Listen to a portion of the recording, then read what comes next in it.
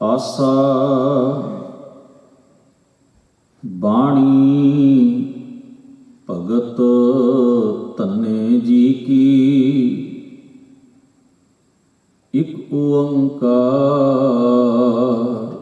ਸਤਿਗੁਰ ਪ੍ਰਸਾਦ।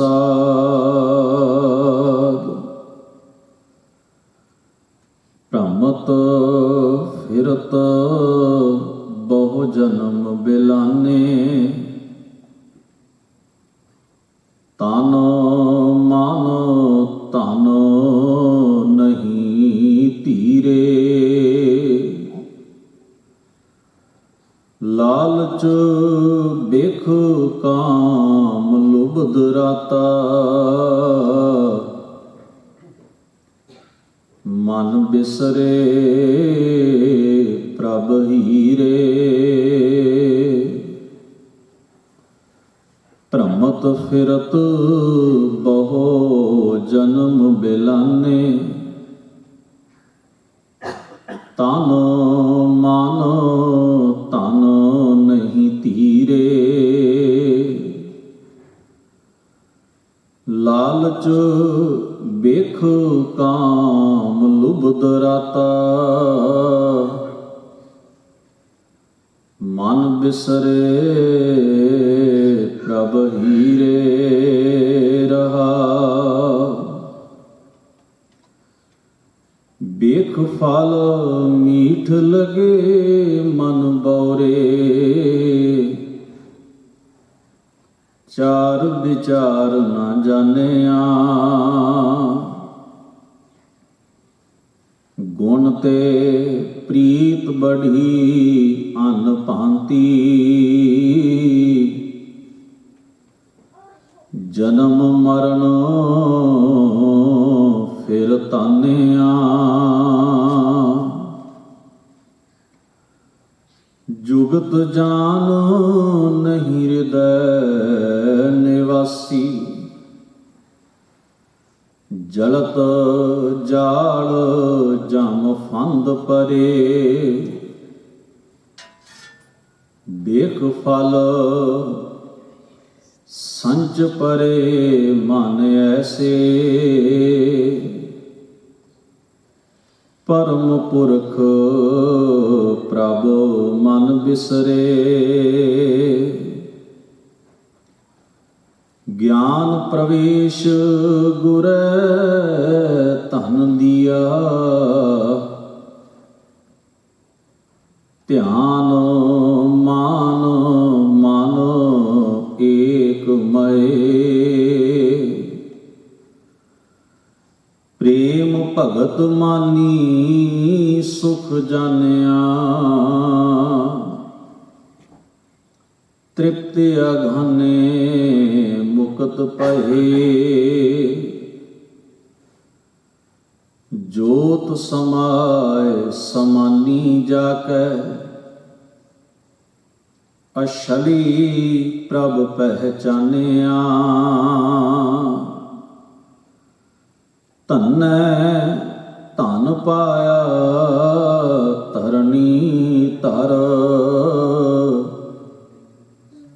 ਮੇਲ ਜਨ ਸੰਤ ਸਮਾਨਿਆ, ਜੋਤ ਸਮਾਏ ਸਮਾਨੀ ਜਾਕੈ, ਅਛਲੀ ਪ੍ਰਭ ਪਹਿਚਾਨਿਆ, ਧੰਨੈ ਧਨ ਪਾਇਆ ਧਰਣੀ ਧਰ, ਮੇਲ ਜਨ ਸੰਤ ਸਮਾਨਿਆ।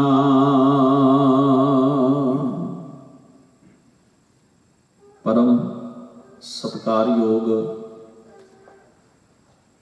ਧੰਨ ਧੰਨ ਗੁਰੂ ਗ੍ਰੰਥ ਸਾਹਿਬ ਸੱਚੇ ਪਾਤਸ਼ਾਹ ਮਹਾਰਾਜ ਜੀ ਦੇ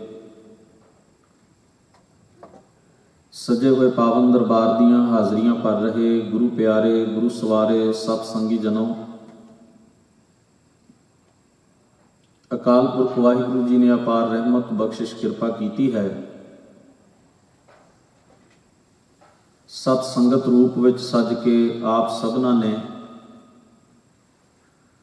ਗੁਰੂ ਸਵਾਰਿਆਂ ਪਾਸੋਂ ਮਹਾਰਾਜ ਦੀ ਪਾਵਨ ਬਾਣੀ ਦਾ ਪਾਠ ਅਤੇ ਕੀਰਤਨ ਬੜੇ ਸਤਿਕਾਰ ਸਹਿਤ ਸ਼ਰਵਣ ਕੀਤਾ ਹੈ। ਆਓ ਨਿਯਤ ਕੀਤੇ ਹੋਏ ਸਮੇਂ ਦੇ ਅਨੁਸਾਰ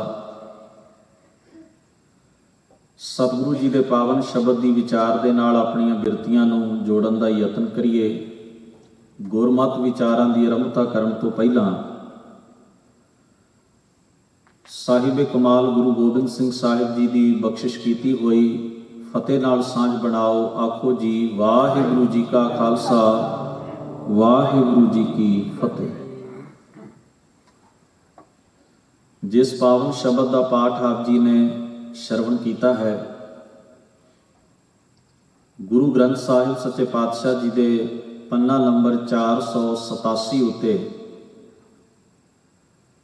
ਰਾਗ ਆਸਾ ਦੀ ਭਗਤ ਬਾਣੀ ਦੇ ਵਿੱਚ ਭਗਤ ਧੰਨਾ ਜੀ ਦਾ ਉਚਾਰਨ ਕੀਤਾ ਹੋਇਆ ਇਹ ਪਾਵਨ ਸ਼ਬਦ ਸੁਭਾਇਮਾਨ ਹੈ, ਜਿਸ ਦਾ ਸਿਰਲੇਖ ਹੈ ਆਸਾ ਬਾਣੀ ਭਗਤ ਧੰਨੇ ਜੀ ਕੀ। ਔਰ ਸਤਿਗੁਰੂ ਧੰਨ ਗੁਰੂ ਅਰਜਨ ਸਾਹਿਬ ਮਹਾਰਾਜ ਜੀ ਨੇ ਇਸ ਸ਼ਬਦ ਦੇ ਉੱਪਰ ਜੋ ਮੰਗਲਾਚਰਨ ਦਰਜ ਕੀਤਾ ਹੈ, ਇੱਕ ਓੰਕਾਰ ਸਤ ਗੁਰ ਪ੍ਰਸਾਦ।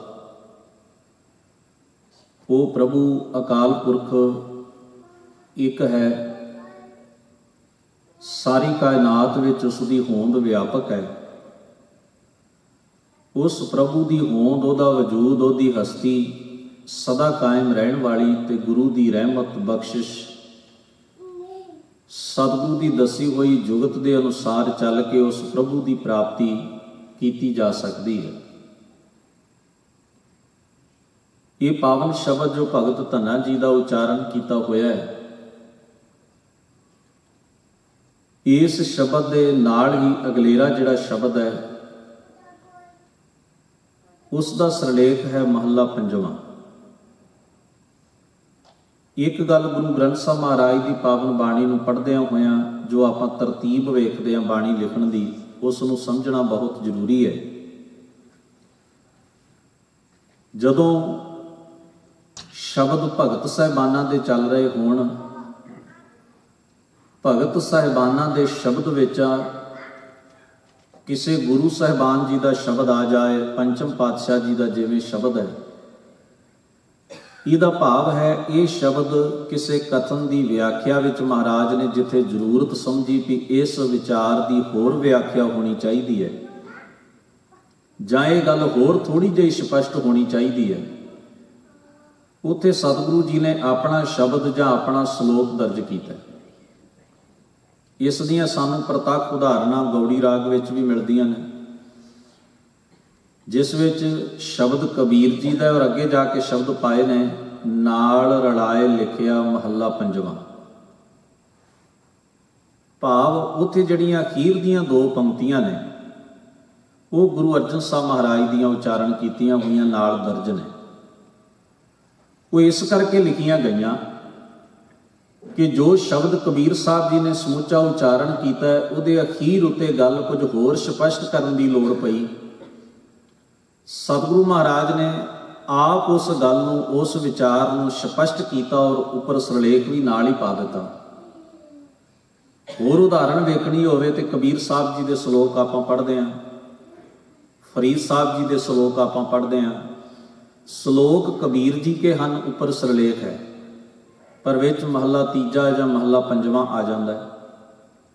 ਇਸੇ ਤਰ੍ਹਾਂ ਹੀ ਫਰੀਦ ਸਾਹਿਬ ਜੀ ਦੇ ਸ਼ਲੋਕਾਂ ਵਿੱਚ ਗੁਰੂ ਸਾਹਿਬਾਨਾਂ ਦੇ ਸ਼ਲੋਕ ਨੇ, ਜਿਵੇਂ ਕਿ ਆਪਾਂ ਉਦਾਹਰਣ ਵਾਸਤੇ ਸ਼ਲੋਕ ਵੇਖ ਸਕਦੇ ਹਾਂ, ਜਿੱਥੇ ਫਰੀਦ ਸਾਹਿਬ ਜੀ ਨੇ ਇਸ ਗੱਲ ਦਾ ਜ਼ਿਕਰ ਕੀਤਾ ਹੈ ਕਿ ਕਾਲੀ ਜਿਨੀ ਨਾ ਰਾਵਿਆ ਧੌਲੀ ਰਾਵੈ ਕੋਏ, ਕਰ ਸਾਈਂ ਸਿਉ ਪਿਰਹੜੀ ਰੰਗ ਨਵੇਲਾ ਹੋਏ।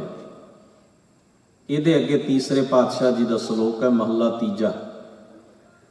ਉਹਦੇ ਵਿੱਚ ਉਹ ਲਿਖਦੇ ਨੇ, ਕਾਲੀ ਧੌਲੀ ਸਾਹਿਬ ਸਦਾ ਹੈ, ਜੇ ਕੋ ਚਿਤ ਕਰੇ ਆਪਣਾ ਲਾਇਆ ਪਿਰਮ ਨਾ ਲੱਗਈ, ਜੇ ਲੋਚੈ ਸਭ ਕੋਏ, ਇਹ ਪਿਰਮ ਪਿਆਲਾ ਖਸਮ ਕਾ ਜੈ ਭਾਵੈ ਤੈਂ ਦੇ। ਫਰੀਦ ਸਾਹਿਬ ਜੀ ਦਾ ਜਿਹੜਾ ਕਥਨ ਹੈ ਉਹ ਆਪਣੀ ਜਗ੍ਹਾ ਦੇ ਉੱਤੇ ਪੂਰਨ ਸੱਤ ਹੈ, ਪਰ ਕਿਉਂਕਿ ਇਸ ਨੂੰ ਹੋਰ ਵਿਆਖਿਆ ਦੀ ਜ਼ਰੂਰਤ ਸੀ, ਪੜ੍ਹਨ ਵਾਲਾ ਕਿਸੇ ਭਰਮ ਵਿੱਚ ਨਾ ਰਹਿ ਜਾਏ। ਫਰੀਦ ਸਾਹਿਬ ਜੀ ਦਾ ਕਥਨ ਸੀ ਕਿ ਜਿਨ੍ਹਾਂ ਨੇ ਮੁੱਢ ਕਦੀਮੀ ਆਰੰਭ ਤੋਂ ਸਾਂਝ ਨਾ ਬਣਾਈ ਹੋਵੇ, ਆਦਤ ਨਾ ਆਪਣੇ ਜੀਵਨ ਅੰਦਰ ਰੱਖੀ ਹੋਵੇ, ਵਿਚਾਰ ਨੂੰ ਆਪਣੇ ਜੀਵਨ ਵਿੱਚ ਪ੍ਰਵੇਸ਼ ਨਾ ਕਰਵਾਇਆ ਹੋਵੇ। ਧੌਣੀ ਰਾਵੈ ਕੋਏ, ਉਹਨਾਂ ਨੇ ਇਹ ਨਹੀਂ ਕਿਹਾ ਵੀ ਜਦੋਂ ਬਜ਼ੁਰਗੀ ਦੀ ਜਾਂ ਬੁਢੇਪੇ ਦੀ ਅਵਸਥਾ ਆਉਂਦੀ ਹੈ ਕੋਈ ਮਿਲ ਨਹੀਂ ਸਕਦਾ। ਕੋਏ ਸ਼ਬਦ ਵਰਤਿਆ ਵੀ ਫਿਰ ਵਿਰਲੇ ਇਸ ਪਾਸੇ ਪਰਤਦੇ ਨੇ, ਕਿਉਂਕਿ ਜੀਵਨ ਦੀਆਂ ਬਣੀਆਂ ਹੋਈਆਂ ਆਦਤਾਂ ਤੇ ਪੱਕੇ ਹੋਏ ਸੰਸਕਾਰ ਮਨੁੱਖ ਨੂੰ ਮੁੜਨ ਨਹੀਂ ਦਿੰਦੇ। ਕੋਏ ਸ਼ਬਦ ਇਸ ਗੱਲ ਦਾ ਪ੍ਰਤੀਕ ਹੈ। ਪਰ ਕੋਈ ਇਸ ਦਾ ਗਲਤ ਅੰਦਾਜ਼ਾ ਨਾ ਲਾਏ। ਤੀਸਰੇ ਪਾਤਸ਼ਾਹ ਜੀ ਨੇ ਇਸੇ ਸ਼ਲੋਕ ਦੀ ਵਿਆਖਿਆ ਵਿੱਚ ਇਹ ਸ਼ਲੋਕ ਨਾਲ ਦਰਜ ਕਰ ਦਿੱਤਾ, ਕਾਲੀ ਧੌਣੀ ਸਾਹਿਬ ਸਦਾ ਹੈ, ਜੇ ਕੋ ਚਿਤ ਕਰੇ, ਆਪਣਾ ਲਾਇਆ ਪਿਰਮ ਨ ਲੱਗਈ, ਜੇ ਲੋਚੈ ਸਭ ਕੋਏ, ਇਹ ਪਿਰਮ ਪਿਆਲਾ ਖਸਮ ਕਾ ਜੈ ਭਾਵੈ ਤੈਂਦੇ। ਇੱਕ ਹੋਰ ਸ਼ਲੋਕ ਆਉਂਦਾ ਹੈ ਜਿਸ ਵਿੱਚ ਉਹ ਲਿਖਦੇ ਨੇ, ਜੋ ਤਨ ਰਤੇ ਰੱਬ ਸਿਉ, ਤਿੰਨ ਤਨ ਰਤ ਨਾ ਹੋਏ। ਸ਼ਬਦ ਸ਼ਲੋਕ ਦੇ ਬੋਲ ਨੇ, ਇਹ ਤਨ ਸਭੋ ਰਤ ਹੈ, ਰਤ ਬਿਨ ਤਨ ਨਾ ਹੋਏ। ਇਹ ਸਰੀਰ ਜਿਹੜਾ ਸਾਰਾ ਲਹੂ ਨਾਲ ਬਣਿਆ ਤੇ ਲਹੂ ਤੋਂ ਬਿਨਾਂ ਸਰੀਰ ਨਹੀਂ ਹੋ ਸਕਦਾ, ਜਿਉਂਦਾ ਨਹੀਂ ਰਹਿ ਸਕਦਾ। ਪਰ ਜੋ ਤਨ ਰਤੇ ਰੱਬ ਸਿਉ, ਜਿਹੜੇ ਜੀਵਨ ਰੱਬ ਦੇ ਪਿਆਰ ਵਿੱਚ ਰਤੇ ਹੋਏ ਨੇ, ਤਿੰਨ ਤਨ ਰਤ ਨਾ ਹੋਏ, ਉਹਨਾਂ ਦੇ ਅੰਦਰ ਰਤ ਨਹੀਂ ਹੁੰਦੀ। ਹੁਣ ਗੱਲ ਬੜੀ ਗੰਭੀਰਤਾ ਵਾਲੀ ਸੀ। ਇਸ ਦੀ ਵਿਆਖਿਆ ਦੀ ਜ਼ਰੂਰਤ ਪਈ ਵੀ ਕਿਹੜੀ ਰਤ ਦੀ ਗੱਲ ਕਰ ਰਹੇ ਨੇ ਫਰੀਦ ਸਾਹਿਬ। ਆਪ ਹੀ ਕਹਿ ਦਿੱਤਾ ਹੈ ਵੀ ਰਤ ਤੋਂ ਬਿਨਾਂ, ਲਹੂ ਤੋਂ ਬਿਨਾਂ ਸਰੀਰ ਜਿਉਂਦਾ ਨਹੀਂ ਰਹਿ ਸਕਦਾ। ਫਿਰ ਆਪ ਹੀ ਕਹਿ ਦਿੱਤਾ ਹੈ ਜਿਹੜੇ ਰੱਬ ਦੇ ਪਿਆਰ ਵਿੱਚ ਰਤੇ ਜਾਂਦੇ ਨੇ ਉਹਨਾਂ ਅੰਦਰ ਰਤ ਹੁੰਦੀ ਹੀ ਨਹੀਂ। ਇਹ ਕਿਸ ਤਰ੍ਹਾਂ ਪੋਸੀਬਲ ਹੈ? ਇੱਥੇ ਕਿਹੜੀ ਰਤ ਵੱਲ, ਕਿਹੜੇ ਲਹੂ ਵੱਲ ਇਸ਼ਾਰਾ ਕਰ ਰਹੇ ਨੇ ਫਰੀਦ ਸਾਹਿਬ? ਇਸ ਦੀ ਫਿਰ ਵਿਆਖਿਆ ਵਿੱਚ ਸਤਿਗੁਰਾਂ ਨੇ ਆਪਣਾ ਸ਼ਲੋਕ ਦਰਜ ਕੀਤਾ, ਇਹ ਤਨ ਸਭੋ ਰਤ ਹੈ, ਰਤ ਬਿਨ ਤਨ ਨਾ ਹੋਏ, ਜੋਸ਼ੈ ਰਤੇ ਆਪਣੇ ਤਿੰਨ ਤਨ, ਲੋਭ ਰਤ ਨਾ ਹੋਏ, ਭੈ ਪੈ ਤਨ ਖੀਣ ਹੋਏ, ਲੋਭ ਰਤ ਵਿੱਚੋਂ ਜਾਏ, ਜਿਉ ਬੈ ਸੰਤਰ ਧਾਤ ਸ਼ੁੱਧ ਹੋਏ, ਤਿਉ ਹਰ ਕਾ ਭਉ ਦੁਰਮਤ ਮੈਲ ਗਵਾਏ। ਗੱਲ ਸਪਸ਼ਟ ਕਰ ਦਿੱਤੀ। ਤੋ ਇਸ ਤਰ੍ਹਾਂ ਸਤਿਗੁਰੂ ਜੀ ਜਿੱਥੇ ਚੱਲਦੇ ਹੋਏ ਭਗਤ ਸਾਹਿਬਾਨਾਂ ਦੇ ਸ਼ਬਦਾਂ ਜਾਂ ਸ਼ਲੋਕਾਂ ਦੇ ਵਿੱਚ ਆਪਣਾ ਕੋਈ ਸ਼ਬਦ ਜਾਂ ਆਪਣਾ ਕੋਈ ਸ਼ਲੋਕ ਦਰਜ ਕਰਦੇ ਨੇ, ਤਾਂ ਉਸ ਦਾ ਭਾਵ ਹੁੰਦਾ ਹੈ ਵੀ ਕੋਈ ਕਥਨ ਹੈ ਉਥੇ ਜਿਸ ਦੀ ਹੋਰ ਵਿਆਖਿਆ ਦੀ, ਵਿਚਾਰ ਦੀ ਜ਼ਰੂਰਤ ਸੀ। ਸਤਿਗੁਰੂ ਮਹਾਰਾਜ ਨੇ ਨਾਲ ਦਰਜ ਕਰ ਦਿੱਤਾ ਤਾਂ ਕਿ ਬਾਣੀ ਨੂੰ ਪੜ੍ਹਨ ਵਾਲਾ, ਬਾਣੀ ਦਾ ਅਭਿਆਸ ਕਰਨ ਵਾਲਾ ਕੋਈ ਵੀ ਵਿਅਕਤੀ ਕਿਸੇ ਕਿਸਮ ਦੇ ਭੁਲੇਖੇ ਵਿੱਚ ਨਾ ਰਹਿ ਜਾਏ। ਤੋ ਇਸ ਸ਼ਬਦ ਦਾ ਜੋ ਰਹਾਉ ਦਾ ਬੰਦ ਹੈ, ਆਪਾਂ ਪਹਿਲਾਂ ਉਸ ਨੂੰ ਵਿਚਾਰਨ ਦੀ ਕੋਸ਼ਿਸ਼ ਕਰਦੇ ਹਾਂ, ਫਿਰ ਆਪਾਂ ਅਖੀਰਲੀਆਂ ਪੰਕਤੀਆਂ ਤੋਂ ਬਾਅਦ ਥੋੜ੍ਹਾ ਜਿਹਾ ਸਮਾਂ ਉਸ ਸ਼ਬਦ ਵਾਸਤੇ, ਵਿਚਾਰ ਵਾਸਤੇ ਯਤਨ ਕਰਾਂਗੇ। ਇਸ ਪਾਵਨ ਸ਼ਬਦ ਦਾ ਜੋ ਭਗਤ ਧੰਨਾ ਜੀ ਦਾ ਉਚਾਰਨ ਕੀਤਾ ਹੋਇਆ ਹੈ, ਇਸ ਦੇ ਰਹਾਉ ਦੇ ਬੰਦ ਵਿੱਚ ਫਰਮਾਇਆ ਗਿਆ ਹੈ, ਭ੍ਰਮਤ ਫਿਰਤ ਬਹੁ ਸ਼ਬਦ ਬਹੁਤਿਆਂ ਲਈ ਹੈ। ਭਰਮ ਦਾ ਮਤਲਬ ਹੁੰਦਾ ਹੈ ਭਟਕਣਾ। ਭ੍ਰਮਤ ਫਿਰਤ ਬਹੁ ਜਨਮ ਬਿਲਾਨੇ, ਬਹੁਤਾ ਭਟਕਦਿਆਂ ਅਸੀਂ ਆਪਣੇ ਬਹੁਤੇ ਜ਼ਿੰਦਗੀ ਦੇ ਸਮੇਂ ਤੇ ਕਈ ਜਨਮ ਜਿਹੜੇ ਹਨ ਵਿਅਰਥ ਗਵਾ ਲਏ ਹਨ। ਜਦੋਂ ਗੱਲ ਬਹੁਤਿਆਂ ਦੀ ਹੋ ਜਾਏ ਦਾ ਮਤਲਬ ਹੁੰਦਾ ਲੰਮਾ ਦੌਰ, ਲੰਮਾ ਸਮਾਂ, ਯਾਨੀ ਕਿ ਬਹੁਤ ਲੰਮੇ ਸਮੇਂ ਤੋਂ, ਲੰਮੇ ਅਰਸੇ ਤੋਂ ਅਸੀਂ ਭਟਕ ਕੇ ਆਪਣਾ ਜਨਮ ਗਵਾ ਲਿਆ, ਆਪਣੇ ਜੀਵਨ ਵਿਅਰਥ ਗਵਾ ਲਏ ਹਨ। ਭ੍ਰਮਤ ਫਿਰਤ ਬਹੁ ਜਨਮ ਬਿਲਾਨੇ, ਤਨ ਮਨ ਧਨ ਨਹੀਂ ਧੀਰੈ। ਨਾ ਸਾਡਾ ਤਨ ਟਿਕਿਆ, ਭਾਵ ਤਨ ਵਿਸ਼ੇ ਵਿਕਾਰਾਂ ਦੇ ਸਵਾਦ ਵਿੱਚ ਭਟਕ ਰਿਹਾ। ਸਾਡੇ ਸਰੀਰ ਦੇ ਜਿੰਨੇ ਗਿਆਨ ਇੰਦਰੀ ਨੇ ਉਹਨਾਂ ਨੂੰ ਆਪਣਾ ਇੱਕ ਰਸ, ਇੱਕ ਚਸਕਾ ਲੱਗਾ ਹੋਇਆ। ਅੱਖਾਂ ਰੂਪ ਵੇਖਣਾ ਚਾਹੁੰਦੀਆਂ ਹਨ, ਕੰਨ ਨਿੰਦਾ ਸੁਣਨੀ ਚਾਹੁੰਦੇ ਹਨ, ਜਾਂ ਆਪਣੇ ਮਨ ਦੀ ਵਾਸ਼ਨਾ ਪੂਰੀ ਕਰਨ ਵਾਲੇ ਬਚਨ ਸੁਣਨਾ ਚਾਹੁੰਦੇ ਨੇ। ਜ਼ੁਬਾਨ ਪਦਾਰਥਾਂ ਦਾ ਰਸ ਲੈਣਾ ਚਾਹੁੰਦੀ ਹੈ, ਜਾਂ ਚੁਗਲੀ ਜਾਂ ਨਿੰਦਾ ਜਾਂ ਇਤਿਆਦਿਕ ਝੂਠ ਦੇ ਰਸ ਵਿੱਚ ਵਲੀਨ ਹੈ। ਸਾਰੇ ਸਰੀਰ ਦੇ ਜਿੰਨੇ ਇੰਦਰੀ ਨੇ ਉਹ ਵਿਸ਼ੇ ਵਿਕਾਰਾਂ ਦੇ ਸਵਾਦ ਨੂੰ ਮਾਣਨ ਵਾਸਤੇ ਉਤਸੁਕ ਰਹਿੰਦੇ ਨੇ, ਉਸ ਭੁੱਖ ਵਿੱਚ ਜਿਉਂਦੇ ਨੇ। ਉਹਨੂੰ ਆ ਕੇ ਤਨ ਧੀਰਜ ਨਹੀਂ ਧਰਦਾ, ਤਨ ਵਿੱਚ ਟਿਕਾ ਹੈ ਨਹੀਂ। ਮਨ ਦਾ ਭਾਵ ਹੈ ਮਨ ਆਪਣੀ ਵਾਸ਼ਨਾ ਵਿੱਚ ਲੱਗਾ ਹੋਇਆ। ਇਸ ਦੀ ਬੜੀ ਸੋਹਣੀ ਵਿਆਖਿਆ ਗੁਰੂ ਗ੍ਰੰਥ ਸਾਹਿਬ ਜੀ ਦੇ ਅੰਦਰ ਪੰਚਮ ਗੁਰੂਦੇਵ ਮਹਾਰਾਜ ਦਾ ਸ਼ਬਦ ਕਰਦਾ ਹੈ, ਜਿੱਥੇ ਗੁਰੂ ਅਰਜਨ ਸਾਹਿਬ ਮਹਾਰਾਜ ਜੀ ਫਰਮਾਉਂਦੇ ਨੇ, ਕਹਿੰਦੇ ਨੈਣੋ ਨੀਂਦ ਪਰ ਦ੍ਰਿਸ਼ਟ ਵਿਕਾਰ, ਮੇਰੀਆਂ ਅੱਖਾਂ ਮੋਹ ਦੀ ਨੀਂਦ ਵਿੱਚ ਸੁੱਤੀਆਂ ਹੋਈਆਂ ਨੇ। ਪਰਾਏ ਰੂਪ ਨੂੰ ਤੱਕਣਾ, ਮੇਰ ਤੇਰ ਦੀ ਭਾਵਨਾ ਨਾਲ ਤੱਕਣਾ, ਵੈਰੀ ਮਿੱਤਰ ਦੇ ਨਜ਼ਰੀਏ ਨਾਲ ਤੱਕਣਾ, ਇਹ ਮੇਰੀਆਂ ਅੱਖਾਂ ਦਾ ਸੁਭਾਅ ਅੰਦਾਜ਼ ਬਣ ਗਿਆ। ਹੁਣ ਗੌਰ ਕਰਨਾ, ਸੰਸਾਰ ਤੇ ਉਹੋ ਹੀ ਹੈ, ਬਸ ਸਾਡਾ ਵੇਖਣ ਦਾ ਨਜ਼ਰੀਆ, ਦ੍ਰਿਸ਼ਟੀਕੋਣ ਜਿਹਨੂੰ ਆਪਾਂ ਕਹਿੰਦੇ ਆ, ਉਹ ਬਦਲਦਾ ਹੈ। ਸੰਸਾਰ ਉਹੀ ਹੈ, ਮਨੁੱਖ ਵੀ ਉਹੀ ਨੇ, ਜਗਤ ਵੀ ਉਹੀ ਹੈ। ਇਸੇ ਸੰਸਾਰ ਵਿੱਚ ਹੀ ਗੁਰੂ ਨਾਨਕ ਮਹਾਰਾਜ ਸੰਸਾਰ ਨੂੰ ਤੱਕਦੇ ਨੇ। ਇੱਥੇ ਹੀ ਫਰੀਦ ਸਾਹਿਬ ਦੁਨੀਆ ਨੂੰ ਵੇਖਦੇ ਨੇ, ਇੱਥੇ ਹੀ ਕਬੀਰ ਸਾਹਿਬ ਜਗਤ ਨੂੰ ਵੇਖਦੇ ਨੇ। ਉਹਨਾਂ ਦੇ ਨਜ਼ਰੀਏ ਵਿੱਚ ਤੇ ਸਾਡੇ ਦ੍ਰਿਸ਼ਟੀਕੋਣ ਵਿੱਚ ਜ਼ਮੀਨ ਤੇ ਅਸਮਾਨ ਦਾ, ਕੋਹਾਂ ਦਾ ਫਰਕ ਹੈ। ਉਹ ਜਦੋਂ ਸੰਸਾਰ ਨੂੰ ਵੇਖਦੇ ਨੇ ਉਹਨਾਂ ਦਾ ਕੀ ਨਜ਼ਰੀਆ ਸੀ, ਜਦੋਂ ਜਗਤ ਨੂੰ ਵੇਖਦੇ ਆ ਸਾਡਾ ਕੀ ਨਜ਼ਰੀਆ। ਬਸ ਉਹ ਨਜ਼ਰੀਆ ਸਾਡੇ ਅੰਦਰ ਦੇ ਵਿਚਾਰ ਤੈਅ ਕਰਦੇ ਨੇ। ਅੱਖਾਂ ਤੇ ਇਹੋ ਹੀ ਨੇ, ਸੰਸਾਰ ਵੀ ਉਹੋ ਹੀ ਹੈ, ਪਰ ਜਿਹੋ ਜਿਹੇ ਸਾਡੇ ਮਨ ਦੇ ਵਿਚਾਰ ਹੋਣਗੇ, ਉਹੋ ਜਿਹਾ ਸਾਡਾ ਤੱਕਣ ਦਾ ਅੰਦਾਜ਼ ਹੋਏਗਾ, ਸਾਡਾ ਦ੍ਰਿਸ਼ਟੀਕੋਣ ਹੋਏਗਾ, ਲਹਿਜ਼ਾ ਹੋਏਗਾ, ਉਹ ਨਜ਼ਰੀਆ ਬਣ ਜਾਏਗਾ। ਉਸ ਨੂੰ ਮਹਾਰਾਜ ਕਹਿੰਦੇ, ਜੇ ਸਾਡਾ ਤੱਕਣ ਦਾ ਦ੍ਰਿਸ਼ਟੀਕੋਣ ਤੇ ਨਜ਼ਰੀਆ ਮਾੜਾ ਹੈ ਤਾਂ ਇਹਨੂੰ ਸਮਝੋ ਕਿ ਅੱਖਾਂ ਜਿਹੜੀਆਂ ਨੇ ਉਹ ਮੋਹ ਦੇ ਵਿਸ਼ੇ ਵਿਕਾਰਾਂ ਦੇ ਸਵਾਦ ਵਿੱਚ ਵਲੀਨ ਨੇ। ਸਾਡਾ ਇਹ ਗਿਆਨ ਇੰਦਰਾ, ਇਹ ਟੂਲ ਜਿਹੜਾ ਰੱਬ ਨੇ ਸਾਨੂੰ ਦਿੱਤਾ ਜਗਤ ਨੂੰ ਵੇਖਣ ਦਾ, ਇਹ ਸਹੀ ਕੰਮ ਨਹੀਂ ਕਰ ਰਿਹਾ। ਇਹ ਪ੍ਰੋਬਲਮ ਕ੍ਰੀਏਟ ਕਰੇਗਾ, ਇਹ ਉਲਝਣ ਖੜੀ ਕਰੇਗਾ। ਦੂਸਰੀ ਗੱਲ ਆਖੀ, ਨੈਨੋ ਨੀਂਦ ਪਰ ਦ੍ਰਿਸ਼ਟ ਵਿਕਾਰ, ਸ਼ਰਵਣ ਸੋਏ ਸੁਣ ਨਿੰਦ ਵਿਚਾਰ। ਨਿੰਦਾ ਦੀਆਂ ਵਿਚਾਰਾਂ ਸੁਣ ਸੁਣ ਕੇ ਉਹ ਜੋ ਮਨ ਦੇ ਵਿਸ਼ਿਆਂ ਨੂੰ ਹੋਰ ਭੜਕਾ ਦੇਣ ਵਾਲੀਆਂ ਗੱਲਾਂ ਉਹ ਸੁਣਨੀਆਂ ਕੰਨਾਂ ਨੂੰ ਚੰਗੀਆਂ ਲੱਗਦੀਆਂ। ਕੰਨ ਦੀ ਸਾਰੀ ਲੋ ਉਧਰ ਲੈ ਉਧਰ ਲੱਗੀ ਰਹਿੰਦੀ ਹੈ, ਸੁਰਤੀ ਉੱਥੇ ਇਕਾਗਰ ਹੈ ਵੀ ਮੇਰੇ ਕੰਨ 'ਚ ਕਿਵੇਂ ਨਾ ਕਿਵੇਂ ਉਹੋ ਜਿਹੀ ਕੋਈ ਆਵਾਜ਼ ਪੈ ਜਾਵੇ। ਇਹਦਾ ਭਾਵ ਹੈ ਸਾਡੇ ਆਪਣੇ ਕੰਨ ਜਿਹੜਾ ਕੁਦਰਤ ਨੇ ਸਾਨੂੰ ਸੁਣਨ ਦੀ ਇੱਕ ਤਾਕਤ ਦਿੱਤੀ ਹੈ, ਸਰੋਤ ਦਿੱਤੀ ਹੈ, ਇਹ ਕਿਸੇ ਹੋਰ ਪਾਸੇ ਕੰਮ ਕਰ ਰਹੀ ਹੈ, ਔਰ ਜਿਸ ਲਹਿਜੇ ਨਾਲ ਇਹ ਕੰਮ ਕਰ ਰਹੀ ਹੈ ਜੀਵਨ ਨੂੰ ਖਰਾਬ ਕਰੇਗੀ। ਇਸੇ ਤਰ੍ਹਾਂ ਸਾਰੇ ਇੰਦਰੀਆਂ ਦਾ ਜ਼ਿਕਰ ਉਹ ਕਰਦੇ ਨੇ।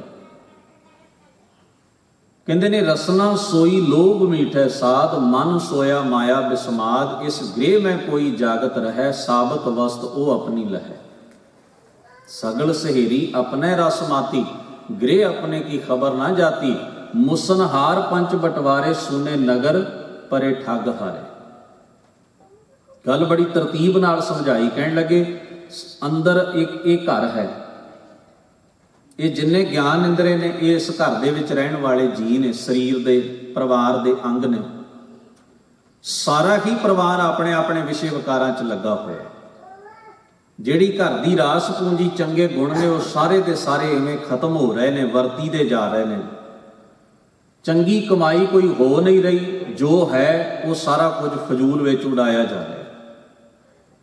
ਜਿਵੇਂ ਅਸੀਂ ਇੱਕ ਘਰ ਦੀ ਉਦਾਹਰਣ ਲਈਏ, ਇੱਕ ਘਰ ਵਿੱਚ ਰਹਿਣ ਵਾਲੇ ਜਿੰਨੇ ਜੀਅ ਨੇ, ਜੇ ਉਹਨਾਂ ਵਿੱਚ ਕੋਈ ਕਮਾਈ ਨਾ ਕਰੇ, ਘਰ ਨੂੰ ਬਣਾਉਣ ਦੀ ਸੋਚੇ ਕੋਈ ਨਾ, ਜੋ ਹੈ ਉਹ ਵੀ ਬਾਹਰ ਵੇਚ ਕੇ, ਉਹ ਵੀ ਬਾਹਰ ਵਰਤ ਕੇ ਤੇ ਆਪਣੀ ਸਵਾਦ ਤੇ ਚਸਕੇ ਪੂਰੇ ਕਰਨ ਦੀ ਕੋਸ਼ਿਸ਼ ਹੁੰਦੀ ਹੋਵੇ ਘਰ ਦੇ ਹਰ ਪਰਿਵਾਰ ਦੇ ਮੈਂਬਰ ਵੱਲੋਂ, ਤਾਂ ਅੰਦਾਜ਼ਾ ਲਾਇਆ ਜਾ ਸਕਦਾ ਕਿ ਉਸ ਘਰ ਵਿੱਚ ਬਚੇਗਾ ਕੀ। ਵੀ ਸਾਰੇ ਤਾਂ ਗਵਾ ਹੀ ਰਹੇ ਨੇ, ਲਿਆ ਤੇ ਕੋਈ ਵੀ ਨਹੀਂ ਰਿਹਾ, ਤਾਂ ਘਰ ਕਿਵੇਂ ਬਣੇਗਾ। ਇਹਦਾ ਭਾਵ ਹੈ ਵੀ ਇਸ ਤਰਤੀਬ ਨਾਲ ਜਦੋਂ ਚੱਲ ਰਹੇ ਨੇ, ਇਸ ਸੁਭਾਅ ਨਾਲ, ਤਾਂ ਇੱਕ ਵਕਤ ਉਹ ਵੀ ਆਏਗਾ ਜਦੋਂ ਉਹ ਘਰ ਖਾਲੀ ਹੋ ਜਾਏਗਾ, ਸੁੰਨਾ ਹੋਇਆ ਉਹ ਘਰ। ਇਸੇ ਰੂਪ ਵਿੱਚ ਹਜ਼ੂਰ ਕਹਿੰਦੇ ਜਿਹੜਾ ਸਰੀਰ ਇਹ ਘਰ ਹੈ, ਇਹ ਜਿੰਨੇ ਸਾਡੇ ਗਿਆਨ ਇੰਦਰੇ ਨੇ, ਇਹ ਸਾਰੇ ਪਰਿਵਾਰ ਦਾ ਇੱਕ ਪੂਰਾ ਪਰਿਵਾਰ ਹੈ, ਮੈਂਬਰ ਨੇ। ਪਰ ਇਹ ਕੀ ਕਰ ਰਹੇ ਨੇ? ਕੋਈ ਚੰਗਾ ਕੰਮ ਕਰਕੇ ਅੰਦਰ ਗੁਣਾਂ ਦੀ ਪੂੰਜੀ ਇਕੱਠੀ ਨਹੀਂ ਕਰ ਰਹੇ। ਜੋ ਚੰਗੇ ਗੁਣ ਸੰਸਕਾਰ ਸਾਡੇ ਅੰਦਰ ਕੁਝ ਹੁੰਦੇ ਨੇ, ਮੰਦੇ ਪਾਸੇ ਲੱਗ ਕੇ ਉਹਨਾਂ ਨੂੰ ਵੀ ਖਤਮ ਕਰ ਰਹੇ ਨੇ ਹੌਲੀ ਹੌਲੀ। ਉਹ ਚੰਗਾ ਸੁਭਾਅ ਵੀ ਅੰਦਰੋਂ ਮੁੱਕਦਾ ਜਾ ਰਿਹਾ। ਸੋਨੇ ਨਗਰ ਪਰੇ ਠੱਗ ਹਾਰੇ, ਠੱਗੀ ਹੋ ਰਹੀ ਹੈ ਇਸ ਘਰ ਦੇ ਨਾਲ, ਲੁੱਟਿਆ ਜਾ ਰਿਹਾ ਹੈ ਘਰ, ਖਾਲੀ ਹੋ ਰਿਹਾ ਹੈ ਘਰ। ਤੋ ਭਗਤ ਜੀ ਕਹਿਣ ਲੱਗੇ, ਤਨ ਮਨ ਧਨ ਨਹੀਂ ਧੀਰੇ, ਨਾ ਮੇਰੀ ਰਾਸ ਪੂੰਜੀ ਟਿਕਦੀ ਹੈ। ਇਹ ਸਭ ਕੁਝ ਭਟਕਣਾ ਦੇ ਵਿੱਚ ਪਿਆ ਹੋਇਆ, ਬੜੇ ਚਿਰਾਂ ਤੋਂ ਭਟਕਣਾ 'ਚ ਪਿਆ। ਹੋਰ ਬਹੁਤੇ ਲੋਕਾਂ ਦਾ ਇਹ ਸਾਰਾ ਕੁਝ ਜੀਵਨ ਜਿਹੜਾ ਇਸੇ ਭਟਕਣਾ 'ਚ ਗੁਜ਼ਰ ਰਿਹਾ। ਅੱਗੇ ਜਾ ਕੇ ਇਸ ਦੀ ਹੋਰ ਵਿਆਖਿਆ ਕਰਦਿਆਂ ਰਹਾਉ ਦੇ ਬੰਦ ਵਿੱਚ ਉਹ ਲਿਖਦੇ ਨੇ, ਕਹਿੰਦੇ ਲਾਲਚ, ਵੇਖ, ਕਾਮ, ਲੁਬਧ ਰਾਤਾ। ਲਾਲਚ ਵਸ ਤੇ ਕਾਮ ਦੇ ਜ਼ਹਿਰ ਵਿੱਚ। ਲਾਲਚ, ਵੇਖ, ਕਾਮ, ਲੁਬਧ ਰਾਤਾ। ਮਨ ਲੁਭਾਇਮਾਨ ਹੈ, ਰਤਿਆ ਹੋਇਆ।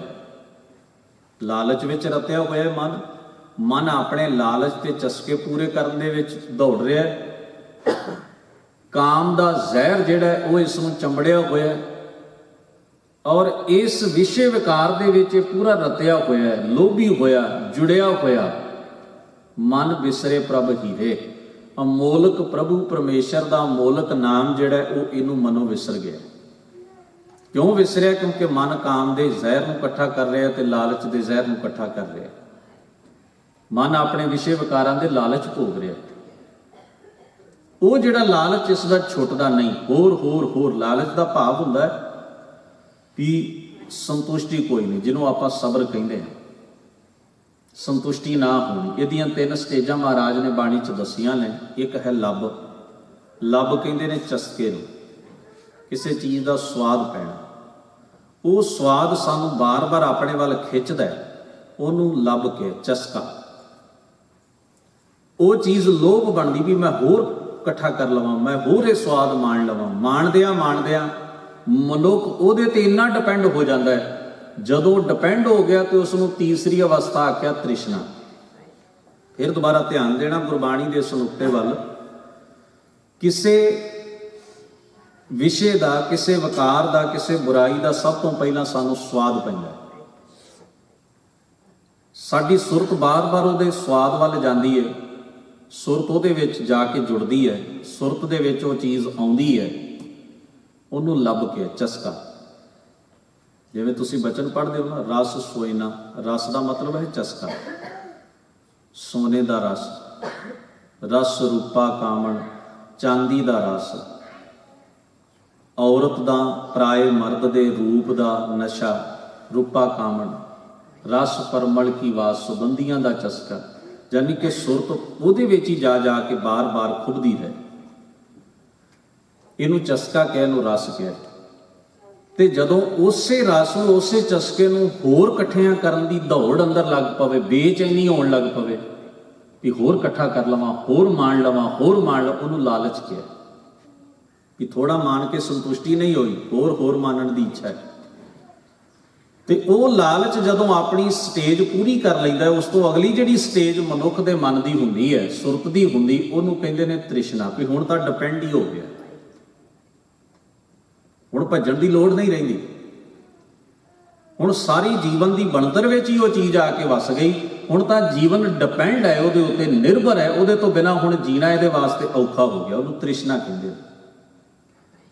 ਗੁਰੂ ਅਮਰਦਾਸ ਮਹਾਰਾਜ ਨੇ 3 ਸ਼ਬਦ ਇੱਕੇ ਪੰਕਤੀ 'ਚ ਵਰਤੇ। ਲੱਭ, ਲੋਭ, ਅਹੰਕਾਰ, ਤਜ ਤ੍ਰਿਸ਼ਨਾ, ਬਹੁਤ ਨਾਹੀਂ ਬੋਲਣਾ। ਇੱਥੇ ਅਵਸਥਾ ਦਾ ਜ਼ਿਕਰ ਕੀਤਾ ਰੱਬ ਦੇ ਬੰਦਿਆਂ ਦਾ। ਉਹ ਕਹਿੰਦੇ ਨੇ ਲੱਭ, ਚਸਕਾ ਤਿਆਗ ਦਿੰਦੇ ਨੇ, ਲੋਭ, ਲਾਲਚ ਤਿਆਗ ਦਿੰਦੇ ਨੇ, ਤੇ ਤੀਸਰਾ ਤ੍ਰਿਸ਼ਨਾ ਤੋਂ ਮੁਕਤ ਹੋ ਜਾਂਦੇ ਨੇ। ਹੰਕਾਰ ਨਹੀਂ ਕਰਦੇ, ਹਉਮੈ ਦੀਆਂ ਝੱਖਾਂ ਨਹੀਂ ਮਾਰਦੇ। ਇਹ ਭਗਤਾਂ ਦੀ ਅਵਸਥਾ। ਭਗਤਾਂ ਕੀ ਚਾਲ ਨਿਰਾਲੀ, ਚਾਲਾ ਨਿਰਾਲੀ ਭਗਤਾਂ ਕੇਰੀ ਬਿਖਮ ਮਾਰਗ ਚੱਲਣੀ। ਲੱਭ, ਲੋਭ, ਅਹੰਕਾਰ, ਤਜ ਤ੍ਰਿਸ਼ਨਾ, ਬਹੁਤ ਨਾਹੀਂ ਬੋਲਣਾ।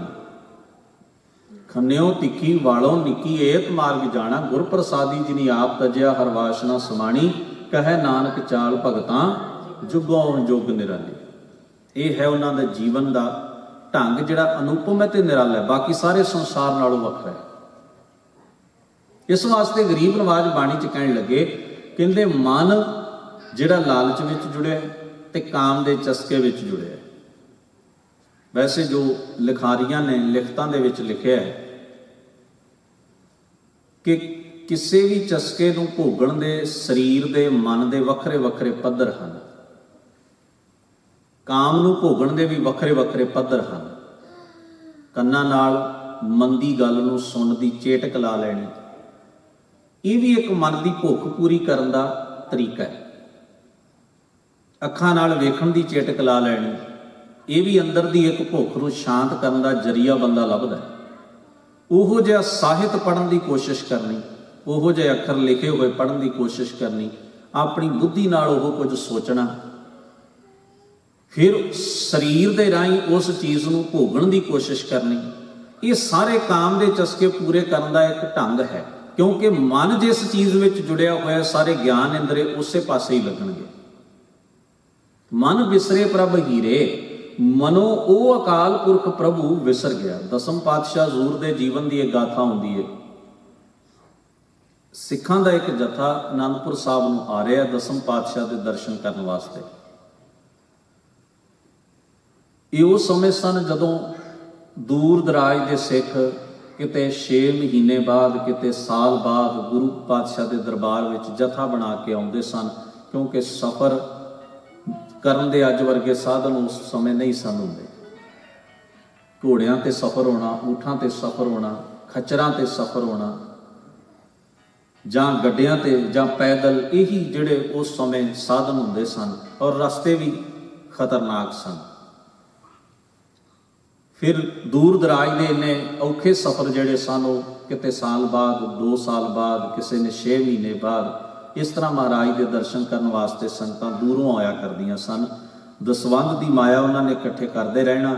ਜਦੋਂ ਗੁਰੂ ਦਰਬਾਰ ਵਿੱਚ ਜਾਣਾ ਹੈ, ਉਦੋਂ ਜਿਹਨੇ ਨਹੀਂ ਜਾਣਾ ਉਹਨਾਂ ਵੀ ਉਹ ਮਾਇਆ ਜਿਹੜੀ ਹੈ ਜਾਂ ਹੋਰ ਜੋ ਕੁਝ ਵੀ ਮੁਯੱਸਰ ਹੈ, ਆਪਣੀ ਭਾਵਨਾ ਮੁਤਾਬਕ ਜਿੰਨਾ ਕੋਈ ਕਰ ਸਕਦਾ, ਉਹ ਜਾਣ ਵਾਲੇ ਜਥੇ ਨੂੰ ਸਪੁਰਦ ਕਰ ਦੇਣਾ ਵੀ ਇਹ ਮੇਰੀ ਚੀਜ਼ ਗੁਰੂ ਦਰਬਾਰ ਵਿੱਚ ਤੁਸੀਂ ਜਾ ਕੇ ਭੇਟਾ ਕਰ ਦੇਣੀ।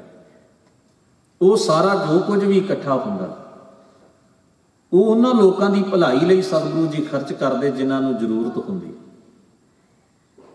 ਇਹ ਹਰ ਇੱਕ ਸਿੱਖ ਦਾ ਆਪਣਾ ਧਰਮ ਦੀ ਕਿਰਤ ਵਿੱਚੋਂ ਯੋਗਦਾਨ ਹੁੰਦਾ ਸੀ। ਜਦੋਂ ਸਿੱਖ ਇਸ ਤਰ੍ਹਾਂ ਦਾ ਇੱਕ ਜਥਾ ਲੈ ਕੇ ਆ ਰਹੇ ਸਨ ਤਾਂ ਇੱਕ ਕਿਸੇ ਧਨਾੜ ਆਦਮੀ ਦੀ, ਜਿਹੜਾ ਕਿਸੇ ਸਰਕਾਰੀ ਅਹੁਦੇ ਉੱਤੇ ਸੀ, ਉਸ ਦੇ ਸਿਪਾਹੀ ਲੰਘ ਰਹੇ ਸਨ। ਉਹ ਇੱਕ ਡੋਲਾ ਲਿਜਾ ਰਹੇ ਸਨ। ਪੁਰਾਣੇ ਸਮੇਂ ਵਿੱਚ ਅਮੀਰ ਘਰਾਂ ਦੀਆਂ ਔਰਤਾਂ ਡੋਲੇ ਵਿੱਚ ਬੈਠਦੀਆਂ, ਉਸ ਡੋਲੇ ਨੂੰ ਕਹਾਰ ਚੁੱਕਦੇ। ਡੋਲੇ ਨੂੰ ਚੁੱਕਣ ਵਾਲਿਆਂ ਨੂੰ ਕਹਾਰ ਕਿਹਾ ਜਾਂਦਾ ਸੀ। ਨਾਲ ਕੁਝ ਬੰਦੇ ਉਹਨਾਂ ਦੀ ਸੇਫਟੀ ਵਾਸਤੇ ਹੁੰਦੇ, ਹਥਿਆਰਬੰਦ। ਔਰ ਤਾਨਾਸ਼ਾਹੀ ਰਾਜ ਸਨ। ਕੋਈ ਕਿਸੇ ਦੇ ਉੱਤੇ ਜ਼ੁਲਮ ਕਰ ਲਵੇ, ਤਕੜੇ ਦਾ 37 ਨਹੀਂ 100 ਹੁੰਦਾ, ਉਸ ਨੂੰ ਕੋਈ ਪੁੱਛਣ ਵਾਲਾ ਨਹੀਂ ਸੀ। ਅੱਜ ਵੀ ਤੁਸੀਂ ਗੌਰ ਕਰਨਾ ਐਸੇ ਮੁਲਕਾਂ ਦੀ ਹਾਲਾਤ ਜਿੱਥੇ ਤਾਕਤਵਰ ਬੰਦਾ, ਜਿਹਨੂੰ ਡੈਮੋਕ੍ਰੈਟਿਕ ਸਿਸਟਮ ਆਪਾਂ ਕਹਿੰਦੇ ਆ, ਅੱਜ ਵੀ ਤਕੜਾ ਬੰਦਾ ਜੇ ਜ਼ੁਲਮ ਕਰ ਲਵੇ, ਧੱਕਾ ਕਰ ਲਵੇ, ਤਾਂ ਉਹ ਆਪਣੀ ਸੱਤਾ ਤਾਕਤ ਨਾਲ, ਆਪਣੇ ਪੈਸੇ ਨਾਲ, ਕਾਨੂੰਨ ਦੀਆਂ, ਪ੍ਰਸ਼ਾਸਨ ਦੀਆਂ ਸਾਰੀਆਂ ਤਾਕਤਾਂ ਨੂੰ ਬੰਨ ਮਾਰ ਕੇ ਰੱਖ ਸਕਦਾ ਹੈ। ਅੱਜ ਵੀ ਉਸ ਤਰ੍ਹਾਂ ਦੀ ਸੁਣਵਾਈ ਨਹੀਂ ਹੁੰਦੀ ਜਿਸ ਤਰ੍ਹਾਂ ਦੀ ਮਨੁੱਖੀ ਸਮਾਜ ਵਿੱਚ ਕਿਸੇ ਦੇ ਉੱਤੇ ਜ਼ੁਲਮ ਕਰਨ ਵਾਲੇ ਦੇ ਵਿਰੋਧ ਵਿੱਚ ਜੋ ਸਜ਼ਾ ਹੋਣੀ ਚਾਹੀਦੀ ਹੈ ਉਹ ਹੋਵੇ। ਪਰ ਇਹ ਤਾਂ ਗੱਲ ਹੀ ਆਪਾਂ ਉਦੋਂ ਦੀ ਕਰ ਰਹੇ ਜਦੋਂ ਇੱਕ ਪੁਰਖੀ ਰਾਜ ਹੋਇਆ ਕਰਦੇ ਸਨ। ਹੁਣ ਸਿੱਖਾਂ ਦਾ ਜਥਾ ਜਾ ਰਿਹਾ, ਉਹਨਾਂ ਹਥਿਆਰਬੰਦ ਬੰਦਿਆਂ ਦੇ ਮਨ ਵਿੱਚ ਲਾਲਚ ਆਇਆ ਵੀ ਇਹਨਾਂ ਨੂੰ ਲੁੱਟ ਲਈਏ, ਦਬਕਾ ਲਈਏ। ਉਹ ਇਸ ਤਰ੍ਹਾਂ ਦੀ ਕੁਝ ਕਹਾ ਸੁਣੀ ਹੋਈ, ਗੱਲ ਹੱਥੋਂ ਪਾਈ ਤੱਕ ਪਹੁੰਚ ਗਈ। ਸਿੱਖ ਵੀ ਅੱਗੋਂ ਥੋੜੇ ਜਿਹੇ ਕਰੜੇ ਹੋ ਕੇ ਟਕਰੇ ਵੀ ਇਸ ਤਰ੍ਹਾਂ ਕਿਵੇਂ ਤੁਸੀਂ ਸਾਡੇ ਕੋਲੋਂ ਖੋਹ ਸਕਦੇ ਹੋ, ਸਾਨੂੰ ਦਬਕਾ ਸਕਦੇ ਹੋ, ਸਾਨੂੰ ਡਰਾ ਸਕਦੇ ਹੋ। ਵੈਸੇ ਇੱਕ ਨੁਕਤਾ ਨੋਟ ਕਰਨਾ, ਇਹ ਸੰਸਾਰ ਕਮਜ਼ੋਰ ਲੋਕਾਂ ਦੀ ਥਾਂ ਨਹੀਂ ਹੈ। ਕਮਜ਼ੋਰ ਮਨੁੱਖ ਇਸ ਸੰਸਾਰ ਦੇ ਵਿੱਚ ਜੀਣ ਵਾਸਤੇ ਭੀਖ ਮੰਗਦਾ, ਤੇ ਜੇ ਉਸ ਦੀ ਉਹ ਕਮਜ਼ੋਰੀ ਦੂਰ ਹੋ ਜਾਏ ਨਾ, ਕਈ ਵਾਰ ਤਾਕਤਵਰ ਇੰਨਾ ਤਕੜਾ ਨਹੀਂ ਹੁੰਦਾ ਜਿਹਨੇ ਆਪਣੀ ਤਾਕਤ ਦਾ ਭੁਲੇਖਾ ਪਾ ਕੇ ਲੋਕਾਂ ਨੂੰ ਡਰਾਇਆ ਹੁੰਦਾ। ਉਹਦੇ ਸਾਹਮਣੇ ਖਲੋਣ ਵਾਲੇ ਲੋਕ ਹੀ ਲੋੜ ਤੋਂ ਵੱਧ ਕਮਜ਼ੋਰ ਹੋ ਜਾਂਦੇ ਨੇ, ਤਾਂ ਕਰਕੇ ਉਹ ਤਾਕਤਵਰ ਬਣਦਾ ਹੈ। ਹਰ ਬੰਦਾ ਜੇ ਆਪਣੇ ਹੱਕ ਲਈ, ਆਪਣੇ ਨਿਆਂ ਲਈ ਤੇ ਆਪਣੇ ਇਨਸਾਫ ਲਈ ਸੁਚੇਤ ਹੋਵੇ ਤੇ ਧੱਕੇਖੋਰ ਬੰਦਿਆਂ ਦੀ ਜ਼ਾਲਮ ਬਿਰਤੀ ਨੂੰ ਕਾਫੀ ਹੱਦ ਤੱਕ ਬੰਨ੍ਹ ਪੈ ਸਕਦਾ। ਪਰ ਕਿਉਂਕਿ ਸਮਾਜ ਐਸਾ ਨਹੀਂ ਹੁੰਦਾ, ਹਰ ਮਨੁੱਖ ਦੀ ਬਿਰਤੀ 'ਚ ਇਹ ਗੱਲ ਹੈ ਵੀ ਮੈਨੂੰ ਕੀ ਫਰਕ ਪੈਂਦਾ, ਮੇਰੇ ਨਾਲ ਤੇ ਨਹੀਂ ਹੋਇਆ ਕੁਝ, ਜਦੋਂ ਮੇਰੇ ਨਾਲ ਹੋਏਗਾ ਉਦੋਂ ਵੇਖਾਂਗੇ। ਇਸ ਤਰ੍ਹਾਂ ਦੇ ਸਵਾਰਥ ਭਰੇ ਸਮਾਜ ਵਿੱਚ ਇੱਕ ਟਾਈਮ ਉਹੋ ਜਿਹਾ ਆਉਂਦਾ ਜਦੋਂ ਸਾਰੇ ਇੱਕੇ ਰੰਗ ਵਿੱਚ ਰੰਗੇ ਜਾਂਦੇ ਨੇ, ਔਰ ਜ਼ਾਲਮ ਦੀ ਤਾਕਤ ਵੱਧਦੀ ਜਾਂਦੀ ਹੈ, ਕਿਉਂਕਿ ਉਹਦੇ ਸਾਹਮਣੇ ਕਮਜ਼ੋਰਾਂ ਦੀ ਗਿਣਤੀ ਵੱਧ ਰਹੀ ਹੈ। ਹਜ਼ੂਰ ਗੁਰੂ ਨਾਨਕ ਮਹਾਰਾਜ ਨੇ ਇਹੀ ਸੁਨੇਹਾ ਸੰਸਾਰ ਨੂੰ ਦਿੱਤਾ ਹੈ ਕਿ ਤੁਸੀਂ ਕਮਜ਼ੋਰ ਨਾ ਬਣੋ, ਤੁਸੀਂ ਕਿਸੇ ਨੂੰ ਲੁੱਟਣਾ ਨਹੀਂ, ਕਿਸੇ ਦਾ ਬੁਰਾ ਨਹੀਂ ਕਰਨਾ, ਪਰ ਘੱਟੋ ਘੱਟ ਤੁਹਾਡੇ ਉੱਤੇ ਜਿਹੜੀਆਂ ਤਰਾਸਦੀਆਂ ਵਾਪਰਦੀਆਂ ਨੇ ਤੁਸੀਂ ਉਹਨਾਂ ਬਾਰੇ ਗੱਲ ਤੇ ਕਰੋ। ਇਵੇਂ ਤਾਂ ਤੁਸੀਂ ਹੌਲੀ ਹੌਲੀ ਇੰਨੇ ਕੁ ਗੁਲਾਮ ਹੋ ਜਾਓਗੇ ਵੀ ਲੋਕਾਂ ਦੇ ਮੁਤਾਬਕ ਹੀ ਤੁਹਾਨੂੰ ਵੇਖਣਾ ਪਏਗਾ, ਸੁਣਨਾ ਪਏਗਾ, ਜੀਣਾ ਪਏਗਾ ਦੂਜਿਆਂ ਦੇ ਰਹਿਮ ਉੱਤੇ। ਸਤਿਗੁਰੂ ਸੱਚੇ ਪਾਤਸ਼ਾਹ ਮਹਾਰਾਜ ਨੇ ਮਾਨਸਿਕ, ਆਤਮਿਕ, ਸਰੀਰਕ, ਸਮਾਜਿਕ, ਆਰਥਿਕ ਹਰ ਤਰ੍ਹਾਂ ਦੀ ਗੁਲਾਮੀ ਦਾ ਵਿਰੋਧ ਕੀਤਾ ਪਰ ਮਨੁੱਖ ਨੂੰ ਆਜ਼ਾਦ ਪਸੰਦ ਤੇ ਆਪਣੇ ਹੱਕਾਂ ਦੇ ਮੁਤਾਬਕ ਜੀਣ ਦੀ ਜਾਚ ਗੁਰਬਾਣੀ ਤੇ ਆਪਣੇ ਜੀਵਨ ਰਾਹੀਂ ਸਿਖਾਈ ਹੈ। ਖੈਰ, ਜਿਸ ਵੇਲੇ ਸਿੱਖਾਂ ਨੇ ਵੀ ਅੱਗੋਂ ਕਰੜੇ ਹੱਥ ਵਿਖਾਏ, ਦੁਵੱਲੀ ਲੜਾਈ ਹੋ ਗਈ, ਉਹ ਜਿਹੜੇ ਹਥਿਆਰਬੰਦ ਬੰਦੇ ਸਨ ਉਹ ਮੈਦਾਨ ਛੱਡ ਕੇ ਭੱਜ ਗਏ ਤੇ ਜਿਹੜੇ ਕਹਾਰ ਸਨ, ਡੋਲਾ ਚੁੱਕ ਕੇ ਲਿਜਾਣ ਵਾਲੇ, ਉਹ ਵੀ ਦੇਖਾ ਦੇਖੀ ਡਰਦੇ ਹੋਏ ਉਹ ਥਾਂ ਛੱਡ ਕੇ ਨਿਕਲ ਗਏ। ਹੁਣ ਡੋਲਾ ਉੱਥੇ ਪਿਆ। ਸਾਹਿਬ ਧੰਨ ਗੁਰੂ ਗੋਬਿੰਦ ਸਿੰਘ ਸਾਹਿਬ ਮਹਾਰਾਜ ਦੇ ਦਰਸ਼ਨਾਂ ਨੂੰ ਆ ਰਿਹਾ ਹੈ ਜਥਾ। ਉਹਨਾਂ ਗੁਰਸਿੱਖਾਂ ਨੇ ਆਲਾ ਦੁਆਲਾ ਵੇਖਿਆ ਵੀ ਹੁਣ ਵੀ ਆਉਂਦੇ ਨੇ, ਹੁਣ ਵੀ ਆਉਂਦੇ ਨੇ, ਪਰ ਡਰਦੇ ਮਾਰੇ ਉਹ ਆਏ ਨਾ। ਉਹਨਾਂ ਨੇ ਡੋਲਾ ਚੁੱਕਿਆ ਤੇ ਸਤਿਗੁਰੂ ਸੱਚੇ ਪਾਤਸ਼ਾਹ ਦੇ ਦਰਸ਼ਨਾਂ ਨੂੰ ਜਾ ਰਹੇ ਸਨ, ਅਨੰਦਪੁਰ ਸਾਹਿਬ ਲੈ ਗਏ। ਸਭ ਤੋਂ ਪਹਿਲਾਂ ਜਾਂਦਿਆਂ ਸਤਿਗੁਰੂ ਪਾਤਸ਼ਾਹ ਜੀ ਦੇ ਮੁਖੀ ਸਿੱਖਾਂ ਕੋਲੇ ਖਬਰ ਪਹੁੰਚਾਈ ਕਿ ਸਾਡੇ ਨਾਲ ਇਹ ਘਟਨਾ ਰਸਤੇ 'ਚ ਵਾਪਰੀ ਹੈ, ਇੱਕ ਡੋਲਾ ਜਿਹੜਾ ਉੱਥੇ ਛੱਡ ਕੇ ਉਹ ਡਰਪੋਕ ਭੱਜ ਗਏ ਨੇ ਤੇ ਅਸੀਂ ਉਹਨੂੰ ਉਜਾੜ ਬੀਆਬਾਨ ਵਿੱਚ ਛੱਡਣਾ ਯੋਗ ਨਹੀਂ ਸਮਝਿਆ, ਇਸ ਕਰਕੇ ਅਸੀਂ ਚੁੱਕ ਲਿਆਏ ਹਾਂ। ਤੁਸੀਂ ਜਾ ਕੇ ਆਪ ਪਤਾ ਕਰੋ, ਜੋ ਉਹਦਾ ਪਤਾ ਹੋਏਗਾ ਅਸੀਂ ਉੱਥੇ ਜਾ ਕੇ ਉਹਨਾਂ ਨੂੰ ਛੱਡ ਆਵਾਂਗੇ। ਹਜ਼ੂਰ ਉਹਨਾਂ ਸਿੱਖਾਂ ਨੂੰ ਪੁੱਛਦੇ ਨੇ, ਡੋਲੇ 'ਚ ਕੌਣ ਹੈ? ਉਹ ਨੌਜਵਾਨ ਸਿੱਖ ਉੱਤਰ ਦਿੰਦੇ, ਮਹਾਰਾਜ ਅਸੀਂ ਡੋਲੇ ਦਾ ਪੱਲਾ ਚੁੱਕ ਕੇ ਨਹੀਂ ਵੇਖਿਆ, ਸਾਨੂੰ ਨਹੀਂ ਪਤਾ ਇਸ ਵਿੱਚ ਬਜ਼ੁਰਗ ਬੀਬੀ ਬੈਠੀ ਹੈ, ਨੌਜਵਾਨ ਬੀਬੀ ਬੈਠੀ ਹੈ, ਕੌਣ ਹੈ? ਅਸੀਂ ਡੋਲੇ ਦਾ ਪੱਲਾ ਚੁੱਕਣਾ ਯੋਗ ਨਹੀਂ ਸਮਝਿਆ, ਕੇਵਲ ਉਹਨੂੰ ਗੱਲਬਾਤ ਨਾਲ ਇੰਨੀ ਤਸੱਲੀ ਕਰਾਈ ਹੈ ਕਿ ਤੂੰ ਮਹਿਫੂਜ਼ ਹੈ, ਤੂੰ ਸੁਰੱਖਿਅਤ ਹੈ, ਤੇਰੀ ਇੱਜ਼ਤ ਨੂੰ, ਤੇਰੀ ਜਾਨ ਨੂੰ ਕੋਈ ਖਤਰਾ ਨਹੀਂ, ਤੈਨੂੰ ਤੇਰੇ ਘਰ ਇੱਜ਼ਤ ਨਾਲ ਪਹੁੰਚਾ ਦਿੱਤਾ ਜਾਏਗਾ। ਹਜ਼ੂਰ ਬੜੇ ਖੁਸ਼ ਹੁੰਦੇ ਹਨ। ਖੁਸ਼ ਇਸ ਗੱਲ ਤੇ ਹੁੰਦੇ ਨੇ ਕਿ ਅਕਸਰ ਸੰਸਾਰ ਵਾਸ਼ਨਾਵਾਂ ਦਾ ਘਰ ਹੈ, ਕਾਮ ਕ੍ਰੋਧ ਅਹੰਕਾਰ ਫਿਰੈਂਦੇ ਵਾਨਿਆ, ਸਿਰ ਲੱਗਾ ਜਮ ਡੰਡ ਤਾਂ ਫਿਰ ਪਛਤਾਨੇ। ਇਹ ਜਗਤ ਐਸਾ ਹੈ, ਕਾਮ ਦੇ ਨਸ਼ੇ ਵਿੱਚ ਮਨੁੱਖ ਪਾਗਲ ਹੈ, ਕ੍ਰੋਧ ਦੇ ਨਸ਼ੇ ਵਿੱਚ ਪਾਗਲ ਹੈ, ਹੰਕਾਰ ਦੇ ਨਸ਼ੇ ਵਿੱਚ ਪਾਗਲ ਹੈ, ਤੇ ਜਿੱਥੇ ਫਿਰ ਮੈਨੂੰ ਰੋਕਣ ਵਾਲਾ ਹੀ ਕੋਈ ਨਾ ਹੋਵੇ, ਉਸ ਜਗ੍ਹਾ ਦੇ ਉੱਤੇ ਵਿਸ਼ੇ ਵਿਕਾਰਾਂ ਦਾ ਪ੍ਰਭਾਵ ਹੋਰ ਦੂਰ ਸਵਾਇਆ ਹੋ ਕੇ ਬੰਦੇ ਦੇ ਜੀਵਨ ਵਿੱਚ ਵਾਪਰਦਾ। ਹਜ਼ੂਰ ਇਸ ਗੱਲ ਤੇ ਖੁਸ਼ ਸਨ ਵੀ ਉਹ ਕਿਰਦਾਰ ਜਿਹੜਾ ਗੁਰੂ ਨੇ ਇਹਨਾਂ ਸਿੱਖਾਂ ਨੂੰ ਬਖਸ਼ਿਆ ਹੈ, ਜਿਹੜੀ ਜੀਵਨ ਜੁਗਤ ਗੁਰਬਾਣੀ ਨੇ ਦਿੱਤੀ ਹੈ, ਉਹਦੇ ਵਿੱਚ ਜੀ ਰਹੇ ਨੇ। ਖੁਸ਼ੀ ਇਸ ਗੱਲ ਦੀ ਹੈ ਵੀ ਇਹ ਮਨੁੱਖ ਇੰਨੇ ਵਫਾਦਾਰੀ, ਇੰਨੀ ਯੋਗਤਾ, ਇੰਨੀ ਉੱਚੀ ਜੀਵਨ ਜੁਗਤ, ਇੰਨਾ ਸਚਿਆਰਾ ਜੀਵਨ ਰੱਖਦੇ ਨੇ ਵੀ ਇਹਨਾਂ ਦੇ ਉੱਤੇ ਰੱਬ ਵਰਗਾ ਯਕੀਨ ਕੀਤਾ ਜਾ ਸਕਦਾ ਹੈ। ਸਤਿਗੁਰੂ ਪਾਤਸ਼ਾਹ ਉਹਨਾਂ ਦੀ ਜੀਵਨ ਜੁਗਤ ਉੱਤੇ ਪ੍ਰਸੰਨ ਹੁੰਦੇ ਨੇ। ਇਹੋ ਜਿਹੀਆਂ ਹੋਰ ਬਹੁਤ ਘਟਨਾਵਾਂ ਇਤਿਹਾਸ ਦੇ ਵਿੱਚ ਭਰੀਆਂ ਪਈਆਂ ਨੇ। ਤੋ ਇਸ ਵਿਸ਼ੇ ਨੂੰ ਤਿਆਗ ਦਿੱਤਾ ਜਿਸ ਨੇ, ਉਹ ਰੱਬ ਨਾਲ ਜੁੜ ਗਿਆ। ਪਰ ਧਨ ਪਰ ਦਾਰਾ ਪਰ ਹਰੀ, ਤਾਕੈ ਨਿਕਟ ਵਸੈ ਨਰ ਹਰੀ। ਪਰ ਜਿਹੜੇ ਇਸ ਵਿੱਚ ਜੁੜੇ ਨੇ, ਮਨ ਬਿਸਰੇ ਪ੍ਰਭ ਹੀਰੇ, ਭਗਤ ਜੀ ਕਹਿੰਦੇ ਉਹਨਾਂ ਨੂੰ ਅਮੋਲਕ ਪ੍ਰਭੂ ਦਾ ਕੀਮਤੀ ਨਾਮ ਮਨੋਂ ਉਹਨਾਂ ਦੇ ਭੁੱਲ ਗਏ, ਵਿਸਰ ਗਏ। ਇਹ ਰਹਾਉ ਦਾ ਬੰਦ ਹੈ। ਫਿਰ ਅਗਲਾ ਬੰਦ ਜਿਹੜਾ ਉਸ ਵਿੱਚ ਫਰਮਾਉਂਦੇ ਨੇ, ਬੇਕ ਫਲ ਮੀਠ ਲੱਗੇ ਮਨ ਬੋਵੇ। ਵਿਸ਼ੇ ਵਿਕਾਰਾਂ ਦੇ ਫਲ ਮਨ ਨੂੰ ਇੰਨੇ ਮਿੱਠੇ ਲੱਗਦੇ ਨੇ, ਚਾਰ ਵਿਚਾਰ ਨਾ ਜਾਣਿਆ। ਚੰਗੀ ਵਿਚਾਰ ਵੀ ਫਿਰ ਬੰਦਾ ਸੁਣਨੀ ਪਸੰਦ ਨਹੀਂ ਕਰਦਾ, ਕਿਉਂਕਿ ਮੇਰੇ ਮਨ ਦੇ ਸੁਭਾਅ ਤੋਂ ਉਲਟ ਹੁੰਦੀ ਹੈ। ਗੌਰ ਕਰਨਾ, ਉਹ ਮੇਰੇ ਮਨ ਦੇ ਸੁਭਾਅ ਤੋਂ ਉਲਟ ਹੁੰਦੀ ਹੈ। ਇਹ ਦੇਖਣ ਵਿੱਚ ਆਇਆ, ਜਿਸ ਜਗ੍ਹਾ ਤੇ ਕੋਈ ਜਿਹੋ ਜਿਹੀ ਕਮੀ ਵਿੱਚ ਜ਼ਿਆਦਾ ਜੁੜਿਆ ਹੋਇਆ ਹੈ, ਉੱਥੇ ਉਹੋ ਜਿਹੀ ਗੱਲ ਕਰਨੀ ਜਾਂ ਕਰਵਾਉਣੀ ਜਾਂ ਸੁਣਨੀ ਪਸੰਦ ਨਹੀਂ ਕਰੇਗਾ। ਉਦਾਹਰਣ ਵਜੋਂ, ਜਿੱਥੇ ਨਸ਼ੇਖੋਰ ਲੋਕ ਜ਼ਿਆਦਾ ਹੋਣਗੇ, ਉੱਥੇ ਤੁਸੀਂ ਨਸ਼ੇ ਦੇ ਵਿਰੋਧ ਵਿੱਚ ਉਪਦੇਸ਼ ਦਿਓਗੇ ਵੀ ਤੇ ਉਹ ਲੋਕ ਅਣਸੁਣੀ ਕਰਨ ਦੀ ਕੋਸ਼ਿਸ਼ ਕਰਨਗੇ, ਕਿਉਂਕਿ ਉਹਨਾਂ ਨੂੰ ਲੱਗਦਾ ਹੈ ਸਾਡੀ ਆਦਤ ਉੱਤੇ ਚੋਟ ਹੁੰਦੀ ਹੈ। ਇਹ ਮਨੁੱਖ ਦੀ ਬਿਰਤੀ ਵਿੱਚ ਹੈ ਇਹ ਚੀਜ਼। ਮਨੁੱਖ ਦੇ ਸੁਭਾਅ ਵਿੱਚ ਹੈ ਇਹ ਚੀਜ਼। ਕਿਉਂਕਿ ਮਨ ਜਿਹੜੀ ਅਵਸਥਾ 'ਚ ਜੀ ਰਿਹਾ, ਮਨ ਨਹੀਂ ਚਾਹੁੰਦਾ ਉਹਦੇ ਉਲਟ ਕੋਈ ਖਿਆਲ ਕਵੇ, ਉਹਦੇ ਸੁਭਾਅ ਦੇ ਉਲਟ ਉਹਨੂੰ ਕੁਝ ਸੁਣਨਾ ਪਵੇ ਜਾਂ ਉਹਨੂੰ ਕੁਝ ਮੰਨਣਾ ਪਵੇ।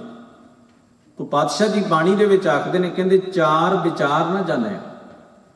ਮਨ ਜ਼ਹਿਰ ਦੇ ਫਲ ਖਾ ਰਿਹਾ ਹੈ, ਵਿਸ਼ੇ ਵਿਕਾਰਾਂ ਦਾ ਰਸ ਪੀ ਰਿਹਾ ਹੈ, ਇਸ ਕਰਕੇ ਚੰਗੀ ਵਿਚਾਰ ਨੂੰ ਉਹ ਜਾਣਨਾ ਨਹੀਂ ਚਾਹੁੰਦਾ, ਸੁਣਨਾ ਨਹੀਂ ਚਾਹੁੰਦਾ। ਮਨ ਦਾ ਸੁਭਾਅ ਬਣ ਗਿਆ। ਬਿਕ ਫਲ ਮੀਠ ਲਗੇ ਮਨ ਬੌਰੇ, ਚਾਰ ਵਿਚਾਰ ਨਾ ਜਾਣਿਆ, ਗੁਣ ਤੇ ਪ੍ਰੀਤ ਬੜੀ ਅਨਭੰਤੀ। ਰੱਬੀ ਗੁਣਾਂ ਨਾਲੋਂ ਹੋਰ ਪਾਸੇ ਪ੍ਰੀਤ ਜ਼ਿਆਦਾ ਵੱਧ ਗਈ। ਰੱਬ ਦੇ ਗਿਆਨ, ਰੱਬ ਦੇ ਗੁਣ ਨਾਲ ਉਨਾ ਪਿਆਰ ਨਹੀਂ ਜਿੰਨਾ ਪਿਆਰ ਵਿਸ਼ੇ ਵਿਕਾਰਾਂ ਵਿੱਚ ਹੈ, ਮੰਦੀਆਂ ਆਦਤਾਂ ਵਿੱਚ ਹੈ, ਹੋਰ ਚੀਜ਼ਾਂ ਦੀ ਪੂਜਾ ਵਿੱਚ ਹੈ। ਜਨਮ ਮਰਨ ਫਿਰ ਤਾਨਿਆ। ਤੇ ਹੁੰਦਾ ਕੀ ਹੈ? ਇਹ ਸਾਦਤ ਸਦਕਾ ਉਹਦੇ ਜਨਮਣ ਮਰਨ ਦਾ, ਉਹਦੀ ਭਟਕਣਾ ਦਾ ਤਾਣਾ ਬਾਣਾ ਹੋਰ ਜ਼ਿਆਦਾ ਪੀੜਾ ਬੁਣਿਆ ਜਾ ਰਿਹਾ, ਯਾਨੀ ਕਿ ਓਨਾ ਹੀ ਉਲਝਦਾ ਜਾ ਰਿਹਾ ਜਿੰਨਾ ਉਸ ਪਾਸੇ ਤੁਰ ਰਿਹਾ। ਮੱਕੜੀ ਜਿਹੜੀ ਹੈ ਨਾ, ਉਹ ਕਿਸੇ ਬਾਹਰ ਦੇ ਜਾਲੇ 'ਚ ਨਹੀਂ ਫਸਦੀ, ਉਹ ਉਹਦੇ ਆਪਣੇ ਸਰੀਰ 'ਚੋਂ ਹੀ ਉਹ ਸਾਰਾ ਕੁਝ ਕ੍ਰੀਏਟ ਹੁੰਦਾ, ਉਹਦੇ ਵਿੱਚ ਹੀ ਉਹ ਫਸ ਜਾਂਦੀ ਹੈ। ਜਿਹਨੂੰ ਅੱਜ ਆਪਾਂ ਇੱਕ ਸ਼ਬਦ ਕਹਿ ਸਕਦੇ ਹਾਂ, ਡਿਪਰੈਸ਼ਨ। ਕਦੇ ਤੁਸੀਂ ਸੁਣਿਆ ਕਿਸੇ ਬੱਚੇ ਨੂੰ ਡਿਪਰੈਸ਼ਨ ਦੀ ਬਿਮਾਰੀ ਹੋਵੇ? ਨਹੀਂ ਹੁੰਦੀ। ਕਿਉਂ? ਉਹਨੇ ਜੋ ਸੁਣਿਆ ਉਹਦੇ ਪ੍ਰਭਾਵ ਨੂੰ ਕਬੂਲ ਕੀਤੇ ਬਿਨਾਂ ਹੀ ਉਹਨੂੰ ਅੱਗੇ ਤੋਰ ਦਿੱਤਾ। ਪਰ ਉਹੀ ਬੱਚਾ ਜਿਉਂ-ਜਿਉਂ ਵੱਡਾ ਹੁੰਦਾ ਹੈ, ਸਾਡੇ ਤਲ ਤੱਕ ਪਹੁੰਚਦਾ ਹੈ, ਇੱਕ ਅਵਸਥਾ ਇਹ ਵੀ ਆਉਂਦੀ ਹੈ, ਉਹ ਪਰੇਸ਼ਾਨ ਵੀ ਹੁੰਦਾ ਹੈ, ਉਹ ਉਦਾਸ ਵੀ ਹੁੰਦਾ ਹੈ, ਉਹ ਦੁਖੀ ਵੀ ਹੁੰਦਾ ਹੈ, ਉਹਨੂੰ ਡਿਪਰੈਸ਼ਨ ਵੀ ਹੁੰਦਾ ਹੈ। ਉਹਨੂੰ ਉਸ ਡਿਪਰੈਸ਼ਨ ਤੋਂ ਗਾਂਹ ਕਈ ਕੁਝ ਵਾਪਰਦਾ। ਕਿਉਂ? ਜਦੋਂ ਤੋਂ ਉਹਨੇ ਆਪਣੇ ਮਨ ਅੰਦਰ ਗੰਢਾਂ ਬੰਨ੍ਹਣੀਆਂ ਸ਼ੁਰੂ ਕੀਤੀਆਂ, ਉਦੋਂ ਤੋਂ ਡਿਪਰੈਸ਼ਨ ਦਾ ਸ਼ਿਕਾਰ ਹੈ। ਜਦੋਂ ਨਹੀਂ ਸੀ ਬਣਦਾ ਉਦੋਂ ਸੌਖਾ ਸੀ। ਭਾਰ ਚੁੱਕਣ ਦੀ ਆਦਤ ਨਹੀਂ ਸੀ ਜਦੋਂ, ਉਦੋਂ ਠੀਕ ਸੀ। ਜਦੋਂ ਭਾਰ ਚੁੱਕਣ ਦੀ ਆਦਤ ਬਣਾ ਲਈ ਉਦੋਂ ਦੁਖੀ ਹੋਇਆ। ਡਿਪਰੈਸ਼ਨ ਕਹਿੰਦੇ ਹੀ ਇਹਨਾਂ ਨੂੰ ਵੀ ਕੋਈ ਚੀਜ਼ ਹੈ ਜਿਹਦੀ ਗੰਢ ਅੰਦਰ ਇੰਨੀ ਪੱਕੀ ਬਣ ਲਈਏ ਵੀ ਸਾਰਾ ਜੀਵਨ ਉਹਦੇ ਘੇਰੇ ਘੇਰੇ ਘੁੰਮੀ ਜਾ ਰਿਹਾ। ਸੋਚਾਂ ਵੀ ਉਹ, ਵਿਹਾਰ ਵੀ ਉਹ, ਵੇਖਣਾ ਵੀ ਉਹ, ਸੁਣਨਾ ਵੀ ਉਹ, ਪੜ੍ਹਨਾ ਵੀ ਉਹ, ਉਹਦੇ ਘੇਰੇ ਘੇਰੇ ਸਾਰੀ ਜ਼ਿੰਦਗੀ ਚੱਕਰ ਕੱਟ ਰਹੀ ਹੈ। ਉਹ ਗੰਢ ਇੰਨੀ ਪੱਕੀ ਹੁੰਦੀ ਜਾਂਦੀ ਹੈ, ਇੰਨੀ ਕੱਸੀ ਜਾਂਦੀ ਹੈ, ਮਜ਼ਬੂਤ ਹੁੰਦੀ ਜਾਂਦੀ ਹੈ ਵੀ ਉਹ ਖੁੱਲ੍ਹਦੀ ਨਹੀਂ। ਇਸ ਕਰਕੇ ਫਿਰ ਸਰੀਰ ਦੇ ਰੋਗ ਵੀ ਲੱਗਦੇ ਨੇ ਡਿਪਰੈਸ਼ਨ ਤੋਂ ਬਾਅਦ। ਫਿਰ ਸਰੀਰ ਦੀਆਂ ਦਵਾਈਆਂ ਦੇ ਨਾਲ ਨਾਲ ਮਾਨਸਿਕ ਇਲਾਜ ਦੀ, ਕਾਉਂਸਲਿੰਗ ਦੀ ਲੋੜ ਪੈਂਦੀ। ਬਹੁਤ ਲੰਮਾ ਚੱਕਰ ਪੈਂਦਾ।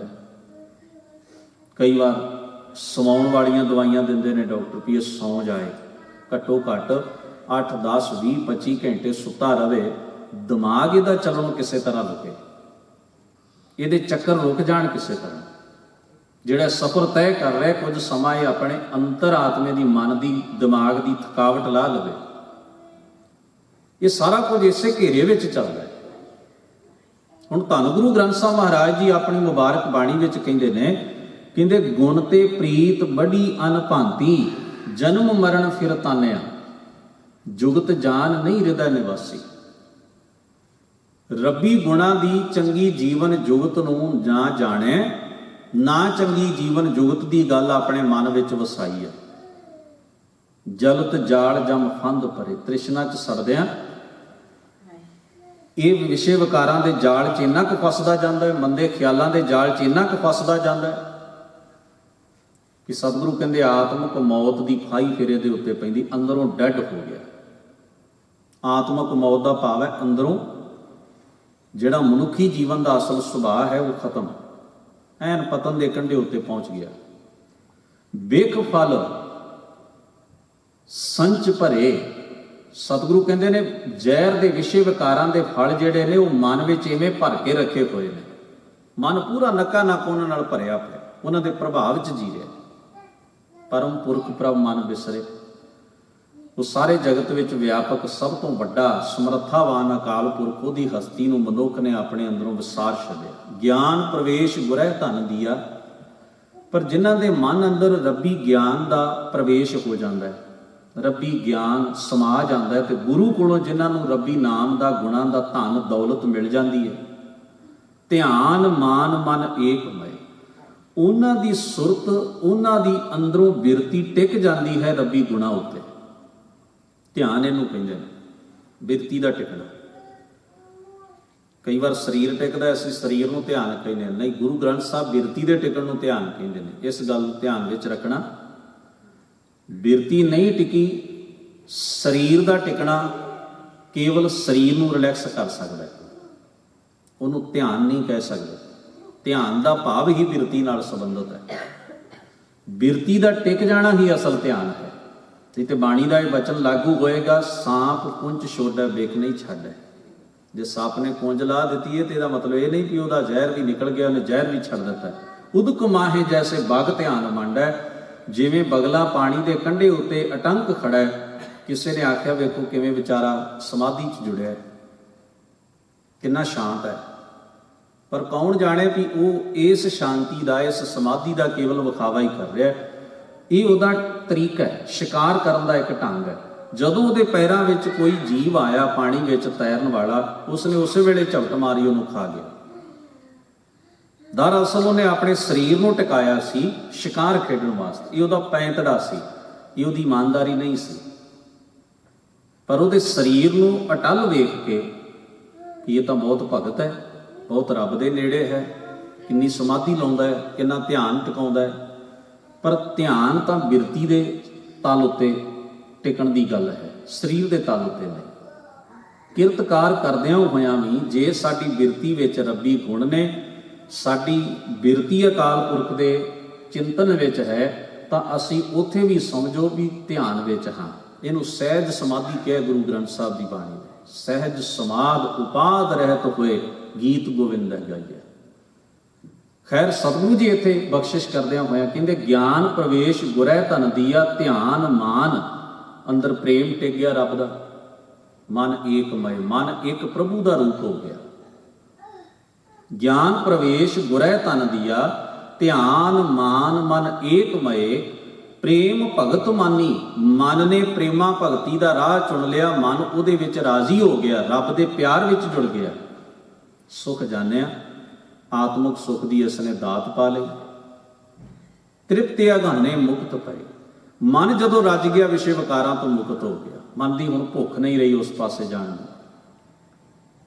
ਤੋ ਅਖੀਰਲੇ ਬਚਨ ਵਿੱਚ ਆਖਦੇ ਨੇ ਭਗਤ ਧੰਨਾ ਜੀ, ਉਹ ਕਹਿੰਦੇ ਜੋਤ ਸਮਾਏ, ਜਿਹੜੀ ਜੋਤ ਸਾਰੇ ਸੰਸਾਰ ਵਿੱਚ ਵਿਆਪਕ ਹੈ, ਸਮਾਨੀ ਜਾ ਕੇ। ਜਦੋਂ ਅਕਾਲ ਪੁਰਖ ਪ੍ਰਭੂ ਦੀ ਐਸੀ ਸਰਵ ਵਿਆਪੀ ਜੋਤ ਵਿੱਚ ਮਨੁੱਖ ਦਾ ਮਨ ਟਿਕ ਜਾਂਦਾ ਹੈ, ਭਾਵ ਰੱਬੀ ਹੋਂਦ ਦਾ ਅਹਿਸਾਸ ਤੇ ਅਨੁਭਵ ਮਨੁੱਖ ਦੇ ਮਨ ਨੂੰ, ਸੁਰਤ ਨੂੰ ਹੋ ਜਾਂਦਾ ਹੈ। ਅਛਲੀ ਪ੍ਰਭ ਪਹਿਚਾਨਿਆ, ਮਾਇਆ ਕੋਲੋਂ ਨਾ ਛਲੇ ਜਾਣ ਵਾਲੇ ਅਛਲ ਪ੍ਰਭੂ ਨੂੰ ਇਸ ਨੇ ਫਿਰ ਪਹਿਚਾਣ ਲਿਆ ਆਪਣੇ ਹੀ ਅੰਦਰੋਂ, ਆਪਣੇ ਹੀ ਜੀਵਨ ਵਿੱਚੋਂ, ਤੇ ਉਹਦੀ ਹੋਂਦ ਨੂੰ ਸਾਰਿਆਂ ਵਿੱਚੋਂ ਵੇਖਿਆ। ਫਿਰ ਅੱਗੇ ਜਾ ਕੇ ਆਖਦੇ ਨੇ ਭਗਤ ਜੀ, ਕਹਿੰਦੇ ਧੰਨੈ ਧਨ ਪਾਇਆ ਧਰਣੀ ਧਰ। ਧੰਨੇ ਨੇ ਵੀ ਐਸੇ ਰੱਬੀ ਗੁਣਾਂ ਦਾ ਧਨ ਜਿਹੜਾ ਸ੍ਰਿਸ਼ਟੀ ਦੇ ਸਿਰਜਣਹਾਰ, ਸ੍ਰਿਸ਼ਟੀ ਦੇ ਅਸਲੀ ਆਸਰੇ ਅਕਾਲ ਪੁਰਖ ਦੇ ਨਾਮ ਦਾ ਧਨ ਪ੍ਰਾਪਤ ਕਰ ਲਿਆ। ਪਰ ਕਿੱਥੋਂ? ਮਿਲ ਜਨ ਸੰਤ ਸਮਾਨਿਆ। ਸੰਤ ਜਨਾਂ ਦੀ ਸੰਗਤ ਵਿੱਚ ਸਮਾ, ਭਾਵ ਸਤ ਸੰਗੀਆਂ ਦੀ, ਰੱਬੀ ਪਿਆਰਿਆਂ ਦੀ ਸੋਭਤ ਵਿੱਚੋਂ ਪਾਇਆ। ਹੁਣ ਇਹ ਖੁਦ ਭਗਤ ਧੰਨਾ ਜੀ ਦਾ ਆਪਣਾ ਬੋਲ ਹੈ। ਇਹਦੇ ਤੁਲ ਹੋਰ ਕਿਸੇ ਦੀ ਗਵਾਹੀ ਦੀ ਜ਼ਰੂਰਤ ਨਹੀਂ ਪਵੇਗੀ। ਪਰ ਫਿਰ ਵੀ ਕਿਤੇ ਇਹ ਭਰਮ ਤੇ ਭੁਲੇਖਾ ਨਾ ਰਹਿ ਜਾਏ, ਧੰਨ ਗੁਰੂ ਅਰਜਨ ਸਾਹਿਬ ਨੇ ਇਹਦੇ ਨਾਲ ਹੀ ਅਗਲਾ ਇੱਕ ਆਪਣਾ ਸ਼ਬਦ ਦਰਜ ਕੀਤਾ, ਮਹੱਲਾ ਪੰਜਵਾਂ। ਗੋਬਿੰਦ ਗੋਬਿੰਦ ਗੋਬਿੰਦ ਸੰਗ ਨਾਮ ਦਿਓ ਮਨ ਲੀਨਾ, ਆੜ ਦਾਮ ਕੋ ਸ਼ੀਪਰੋ ਹੋਇਓ ਲਾਖੀਨਾ, ਬੁਨਨਾ ਤਰਨਾ ਤਿਆਗ ਕੈ ਪ੍ਰੀਤ ਚਰਨ ਕਬੀਰਾ, ਨੀਚ ਕੁਲਾ ਜੋ ਲਾਹਰਾ ਭਇਓ ਗੁਨੀ ਗਹੀਰਾ, ਰਵਿਦਾਸ ਢੋਵੰਤਾ ਢੋਰ ਨੀਤ ਤਿਨ ਤਿਆਗੀ ਮਾਇਆ, ਪ੍ਰਗਟ ਹੁਆ ਸਾਧ ਸੰਗ ਹਰ ਦਰਸ਼ਨ ਪਾਇਆ, ਸੈਨ ਨਾਈ ਦੁਤਕਾਰੀਆ ਉਹ ਘਰ ਘਰ ਸੁਨਿਆ, ਹਿਰਦੈ ਵਸਿਆ ਪਾਰ ਬ੍ਰਹਮ ਭਗਤਾ ਮਹਿ ਗਨਿਆ। ਤੇ ਅਖੀਰ ਉੱਤੇ ਜਾ ਕੇ ਆਖਿਆ, ਇਹ ਬਿਦ ਸੁਣ ਕੈ ਜਾਟਰੋ ਉਠ ਭਗਤੀ ਲਾਗਾ। ਇਹ ਬਿਦ ਕਿਹੜੀ? ਜਿਹੜੀ ਉੱਤੇ ਬਿਆਨ ਕੀਤੀ ਹੈ।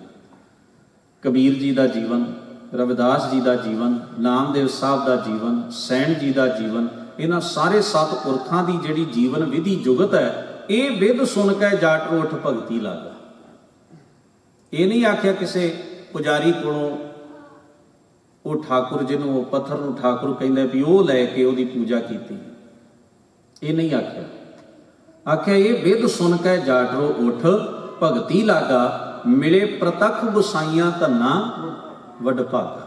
ਪ੍ਰਤੱਖ ਦਾ ਮਤਲਬ ਆਪਾਂ ਕਰਦੇ ਹਾਂ ਵੀ ਸਾਡੇ ਸਾਹਮਣੇ ਉਹ ਜਿਹੋ ਜਿਹਾ ਮੈਂ ਕਲਪਨਾ ਕੀਤੀ ਉਹ ਜਿਹਾ ਰੱਬ ਆ ਕੇ ਖਲੋ ਜਾਏ ਤੇ ਨੌਕਰਾਂ ਵਾਂਗ ਮੇਰੀ ਵਗਾਰ ਕੱਢੇ, ਜੋ ਮੈਂ ਆਖਾਂ ਵੀ ਆਹ ਕਰੋ ਉਹੋ ਹੀ ਕਰੇ। ਪ੍ਰਤੱਖ ਦਾ ਮਤਲਬ ਇਹ ਨਹੀਂ। ਗੁਰੂ ਗ੍ਰੰਥ ਸਾਹਿਬ ਦੀ ਬਾਣੀ ਵਿੱਚ ਪ੍ਰਤੱਖ ਦਾ ਮਤਲਬ ਹੈ ਪ੍ਰਗਟ ਹੋਣਾ। ਤਾਂ ਧੰਨ ਗੁਰੂ ਗ੍ਰੰਥ ਸਾਹਿਬ ਦੀ ਬਾਣੀ ਦੇ ਵਿੱਚ ਇਹ ਸ਼ਬਦ ਬੜੀ ਵਾਰ ਆਇਆ। ਇੱਕ ਪੰਕਤੀ ਕਹਿ ਕੇ ਸਮਾਪਤੀ ਕਰਦਾ, ਮੇਰੀ ਸੇਜੜੀ ਹੈ ਅਡੰਬਰ ਬਣਿਆ, ਮਨ ਚਾਉ ਭਇਆ ਪ੍ਰਭ ਆਵਤ ਸੁਣਿਆ, ਹਰ ਮੰਗਲ ਗਾਓ ਸਖੀ। ਜਿੱਥੇ ਸਤਿਗੁਰੂ ਕਹਿੰਦੇ ਨੇ ਹੇ ਮੇਰੀ ਉਹ ਸਖੀਓ, ਇਹ ਮੰਗਲ ਖੁਸ਼ੀ ਦਾ ਗੀਤ ਗਾਓ ਵੀ ਮੇਰੇ ਹਿਰਦੇ ਘਰ ਵਿੱਚ ਉਹ ਅਕਾਲ ਪੁਰਖ ਪ੍ਰਭੂ ਆਇਆ ਹੋਇਆ ਮੈਂ ਸੁਣ ਲਿਆ, ਉਹਦੀ ਸੋਏ ਸੁਣੀ ਹੈ। ਹੁਣ ਜਿਹੜਾ ਹਿਰਦੇ ਚ ਆਏਗਾ ਉਹ ਸਰੀਰਧਾਰੀ ਹੋਏਗਾ, ਜਿਹੜਾ ਹਿਰਦੇ ਚ ਆਏਗਾ ਉਹ ਕਿਹੋ ਜਿਹਾ ਹੋਏਗਾ? ਜਿਸ ਦੇ ਪ੍ਰਗਟ ਹੋਣ ਦੀ ਗੱਲ ਗੁਰੂ ਗ੍ਰੰਥ ਸਾਹਿਬ ਮਹਾਰਾਜ ਕਰਦੇ ਨੇ ਵੀ ਅੰਦਰ ਉਹ ਪ੍ਰਗਟ ਪ੍ਰਤੱਖ ਹੋ ਜਾਂਦਾ ਹੈ, ਭਾਵ ਉਹ ਅੰਤਰਾਤਮੇ ਵਿੱਚ ਆ ਵਸਦਾ ਹੈ। ਜਿਸ ਤੇ ਬਿਰਤੀ ਕਦੇ ਟਿਕਦੀ ਨਹੀਂ ਸੀ, ਹੁਣ ਉਹ ਆਪਣੇ ਅੰਦਰੋਂ ਮਹਿਸੂਸ ਹੋਣ ਲੱਗ ਪਿਆ, ਉਹਦੀ ਜੋਤ ਸਾਰੇ ਪਾਸੇ ਅਨੁਭਵ ਹੋਣ ਲੱਗ ਪਈ। ਇਹ ਬਚਨ ਧੰਨ ਗੁਰੂ ਅਰਜਨ ਸਾਹਿਬ ਜੀ ਨੇ ਕਹਿ ਕੇ ਉਸ ਭਰਮ ਦਾ, ਉਸ ਭੁਲੇਖੇ ਦਾ ਨਿਵਾਰਨ ਕਰ ਦਿੱਤਾ ਹੈ, ਜਿਸ ਭਰਮ ਭੁਲੇਖੇ ਤਹਿਤ ਅਸੀਂ ਐਸੇ ਮਹਾਨ ਸਤਿਪੁਰਖਾਂ ਦੇ ਨਾਲ ਕਈ ਤਰ੍ਹਾਂ ਦੀਆਂ ਕੋਝੀਆਂ ਉਹਨਾਂ ਦੀ ਵਿਚਾਰਧਾਰਾ ਤੋਂ ਕੋਹਾਂ ਦੂਰ ਗੱਲਾਂ ਤੇ ਕਥਾ ਕਹਾਣੀਆਂ ਜੋੜ ਰੱਖੀਆਂ ਹਨ। ਗੁਰੂ ਨਾਨਕ ਮਹਾਰਾਜ ਨੇ ਅਪਾਰ ਰਹਿਮਤ ਤੇ ਬਖਸ਼ਿਸ਼ ਕਰਦਿਆਂ ਹੋਇਆਂ ਆਪਣੀ ਪਹਿਲੀ ਪ੍ਰਚਾਰ ਫੇਰੀ ਦੇ ਦੌਰਾਨ ਰਾਜਸਥਾਨ ਦੇ ਟਾਂਕ ਜ਼ਿਲ੍ਹੇ ਵਿੱਚ ਜਾ ਕੇ, ਜਿੱਥੇ ਭਗਤ ਜੀ ਦਾ ਆਪਣਾ ਨਿਵਾਸ ਸੀ, ਉੱਥੇ ਸਤਿਗੁਰੂ ਜੀ ਨੇ ਪਹੁੰਚ ਕਰਕੇ ਇਸ ਮਹਾਨ ਭਗਤ ਦੀ ਬਾਣੀ ਨੂੰ ਇਕੱਤਰ ਕੀਤਾ, ਜੋ ਕਿ ਪੇਸ਼ੇ ਵਜੋਂ ਖੇਤੀ ਕਰਦੇ ਸਨ, ਜ਼ਿਮੀਂਦਾਰਾ ਕਰਦੇ ਸਨ। ਸਤਿਗੁਰੂ ਗੁਰੂ ਨਾਨਕ ਮਹਾਰਾਜ ਨੇ ਆਪ ਉਹਨਾਂ ਸਾਰੇ ਹੀ ਤਮਾਮ ਜਿਹੜੇ ਉਹਨਾਂ ਦੇ ਸਮਕਾਲੀ ਸਨ, ਉਹਨਾਂ ਕੋਲੋਂ ਜਾ ਕੇ, ਜਿਹੜੇ ਪਹਿਲਾਂ ਭਗਤ ਹੋਏ ਹਨ ਉਹਨਾਂ ਦੇ ਉੱਤਰਾਧਿਕਾਰੀਆਂ ਜਾਂ ਉਹਨਾਂ ਦੇ ਪਰਿਵਾਰ ਜਾਂ ਸਤ ਸੰਗੀਆਂ ਕੋਲੋਂ ਜਾ ਕੇ ਉਹਨਾਂ ਦੀ ਬਾਣੀ ਆਪ ਇਕੱਤਰ ਕਰਕੇ ਆਪਣੀ ਬਾਣੀ ਦੇ ਨਾਲ ਸਤਿਗੁਰੂ ਗੁਰੂ ਨਾਨਕ ਮਹਾਰਾਜ ਨੇ ਸੰਭਾਲੀ, ਔਰ ਇਹ ਬਾਣੀ ਮੂਲ ਰੂਪ ਵਿੱਚ ਸਾਡੇ ਤੱਕ ਪਹੁੰਚਾਉਣ ਦਾ ਮਹਾਨ ਪਰਉਪਕਾਰ ਸਤਿਗੁਰੂ ਜੀ ਨੇ ਸਾਡੇ ਉੱਪਰ ਕੀਤਾ ਹੈ। ਐਸੇ ਮਹਾਨ ਸਤਿਪੁਰਖ ਭਗਤ ਧੰਨਾ ਜੀ ਦਾ ਅੱਜ ਪ੍ਰਕਾਸ਼ ਦਿਹਾੜਾ ਨਾਨਕਸ਼ਾਹੀ ਕੈਲੰਡਰ ਮੁਤਾਬਕ ਹੈ। ਆਪ ਸਰਬੱਤ ਸੰਗਤ ਨੂੰ ਬਹੁਤ ਬਹੁਤ ਵਧਾਈਆਂ ਹਨ, ਔਰ ਧੰਨ ਗੁਰੂ ਗ੍ਰੰਥ ਸਾਹਿਬ ਜੀ ਦੇ ਚਰਨਾਂ 'ਚ ਅਰਦਾਸ ਹੈ ਅਸੀਂ ਐਸੇ ਮਹਾਨ ਸਤਿਪੁਰਖਾਂ ਦੇ ਪਾਏ ਹੋਏ ਪੂਰਨਿਆਂ ਤੇ ਚੱਲ ਕੇ ਉਹਨਾਂ ਦੇ ਬਚਨ ਕਮਾ ਸਕੀਏ। ਦਾਤਾਰ ਜੀ ਹੋਈਆਂ ਭੁੱਲਾਂ ਚੁੱਕਾਂ ਦੀ ਖਿਮਾ ਬਖਸ਼ਣ। ਸਭਨਾਂ ਦਾ ਧੰਨਵਾਦ। ਅਦਬ ਸਹਿਤ ਗੁਰੂ ਫਤਿਹ ਨਾਲ ਸਾਂਝ ਬਣਾਓ। ਵਾਹਿਗੁਰੂ ਜੀ ਕਾ ਖਾਲਸਾ, ਵਾਹਿਗੁਰੂ ਜੀ ਕੀ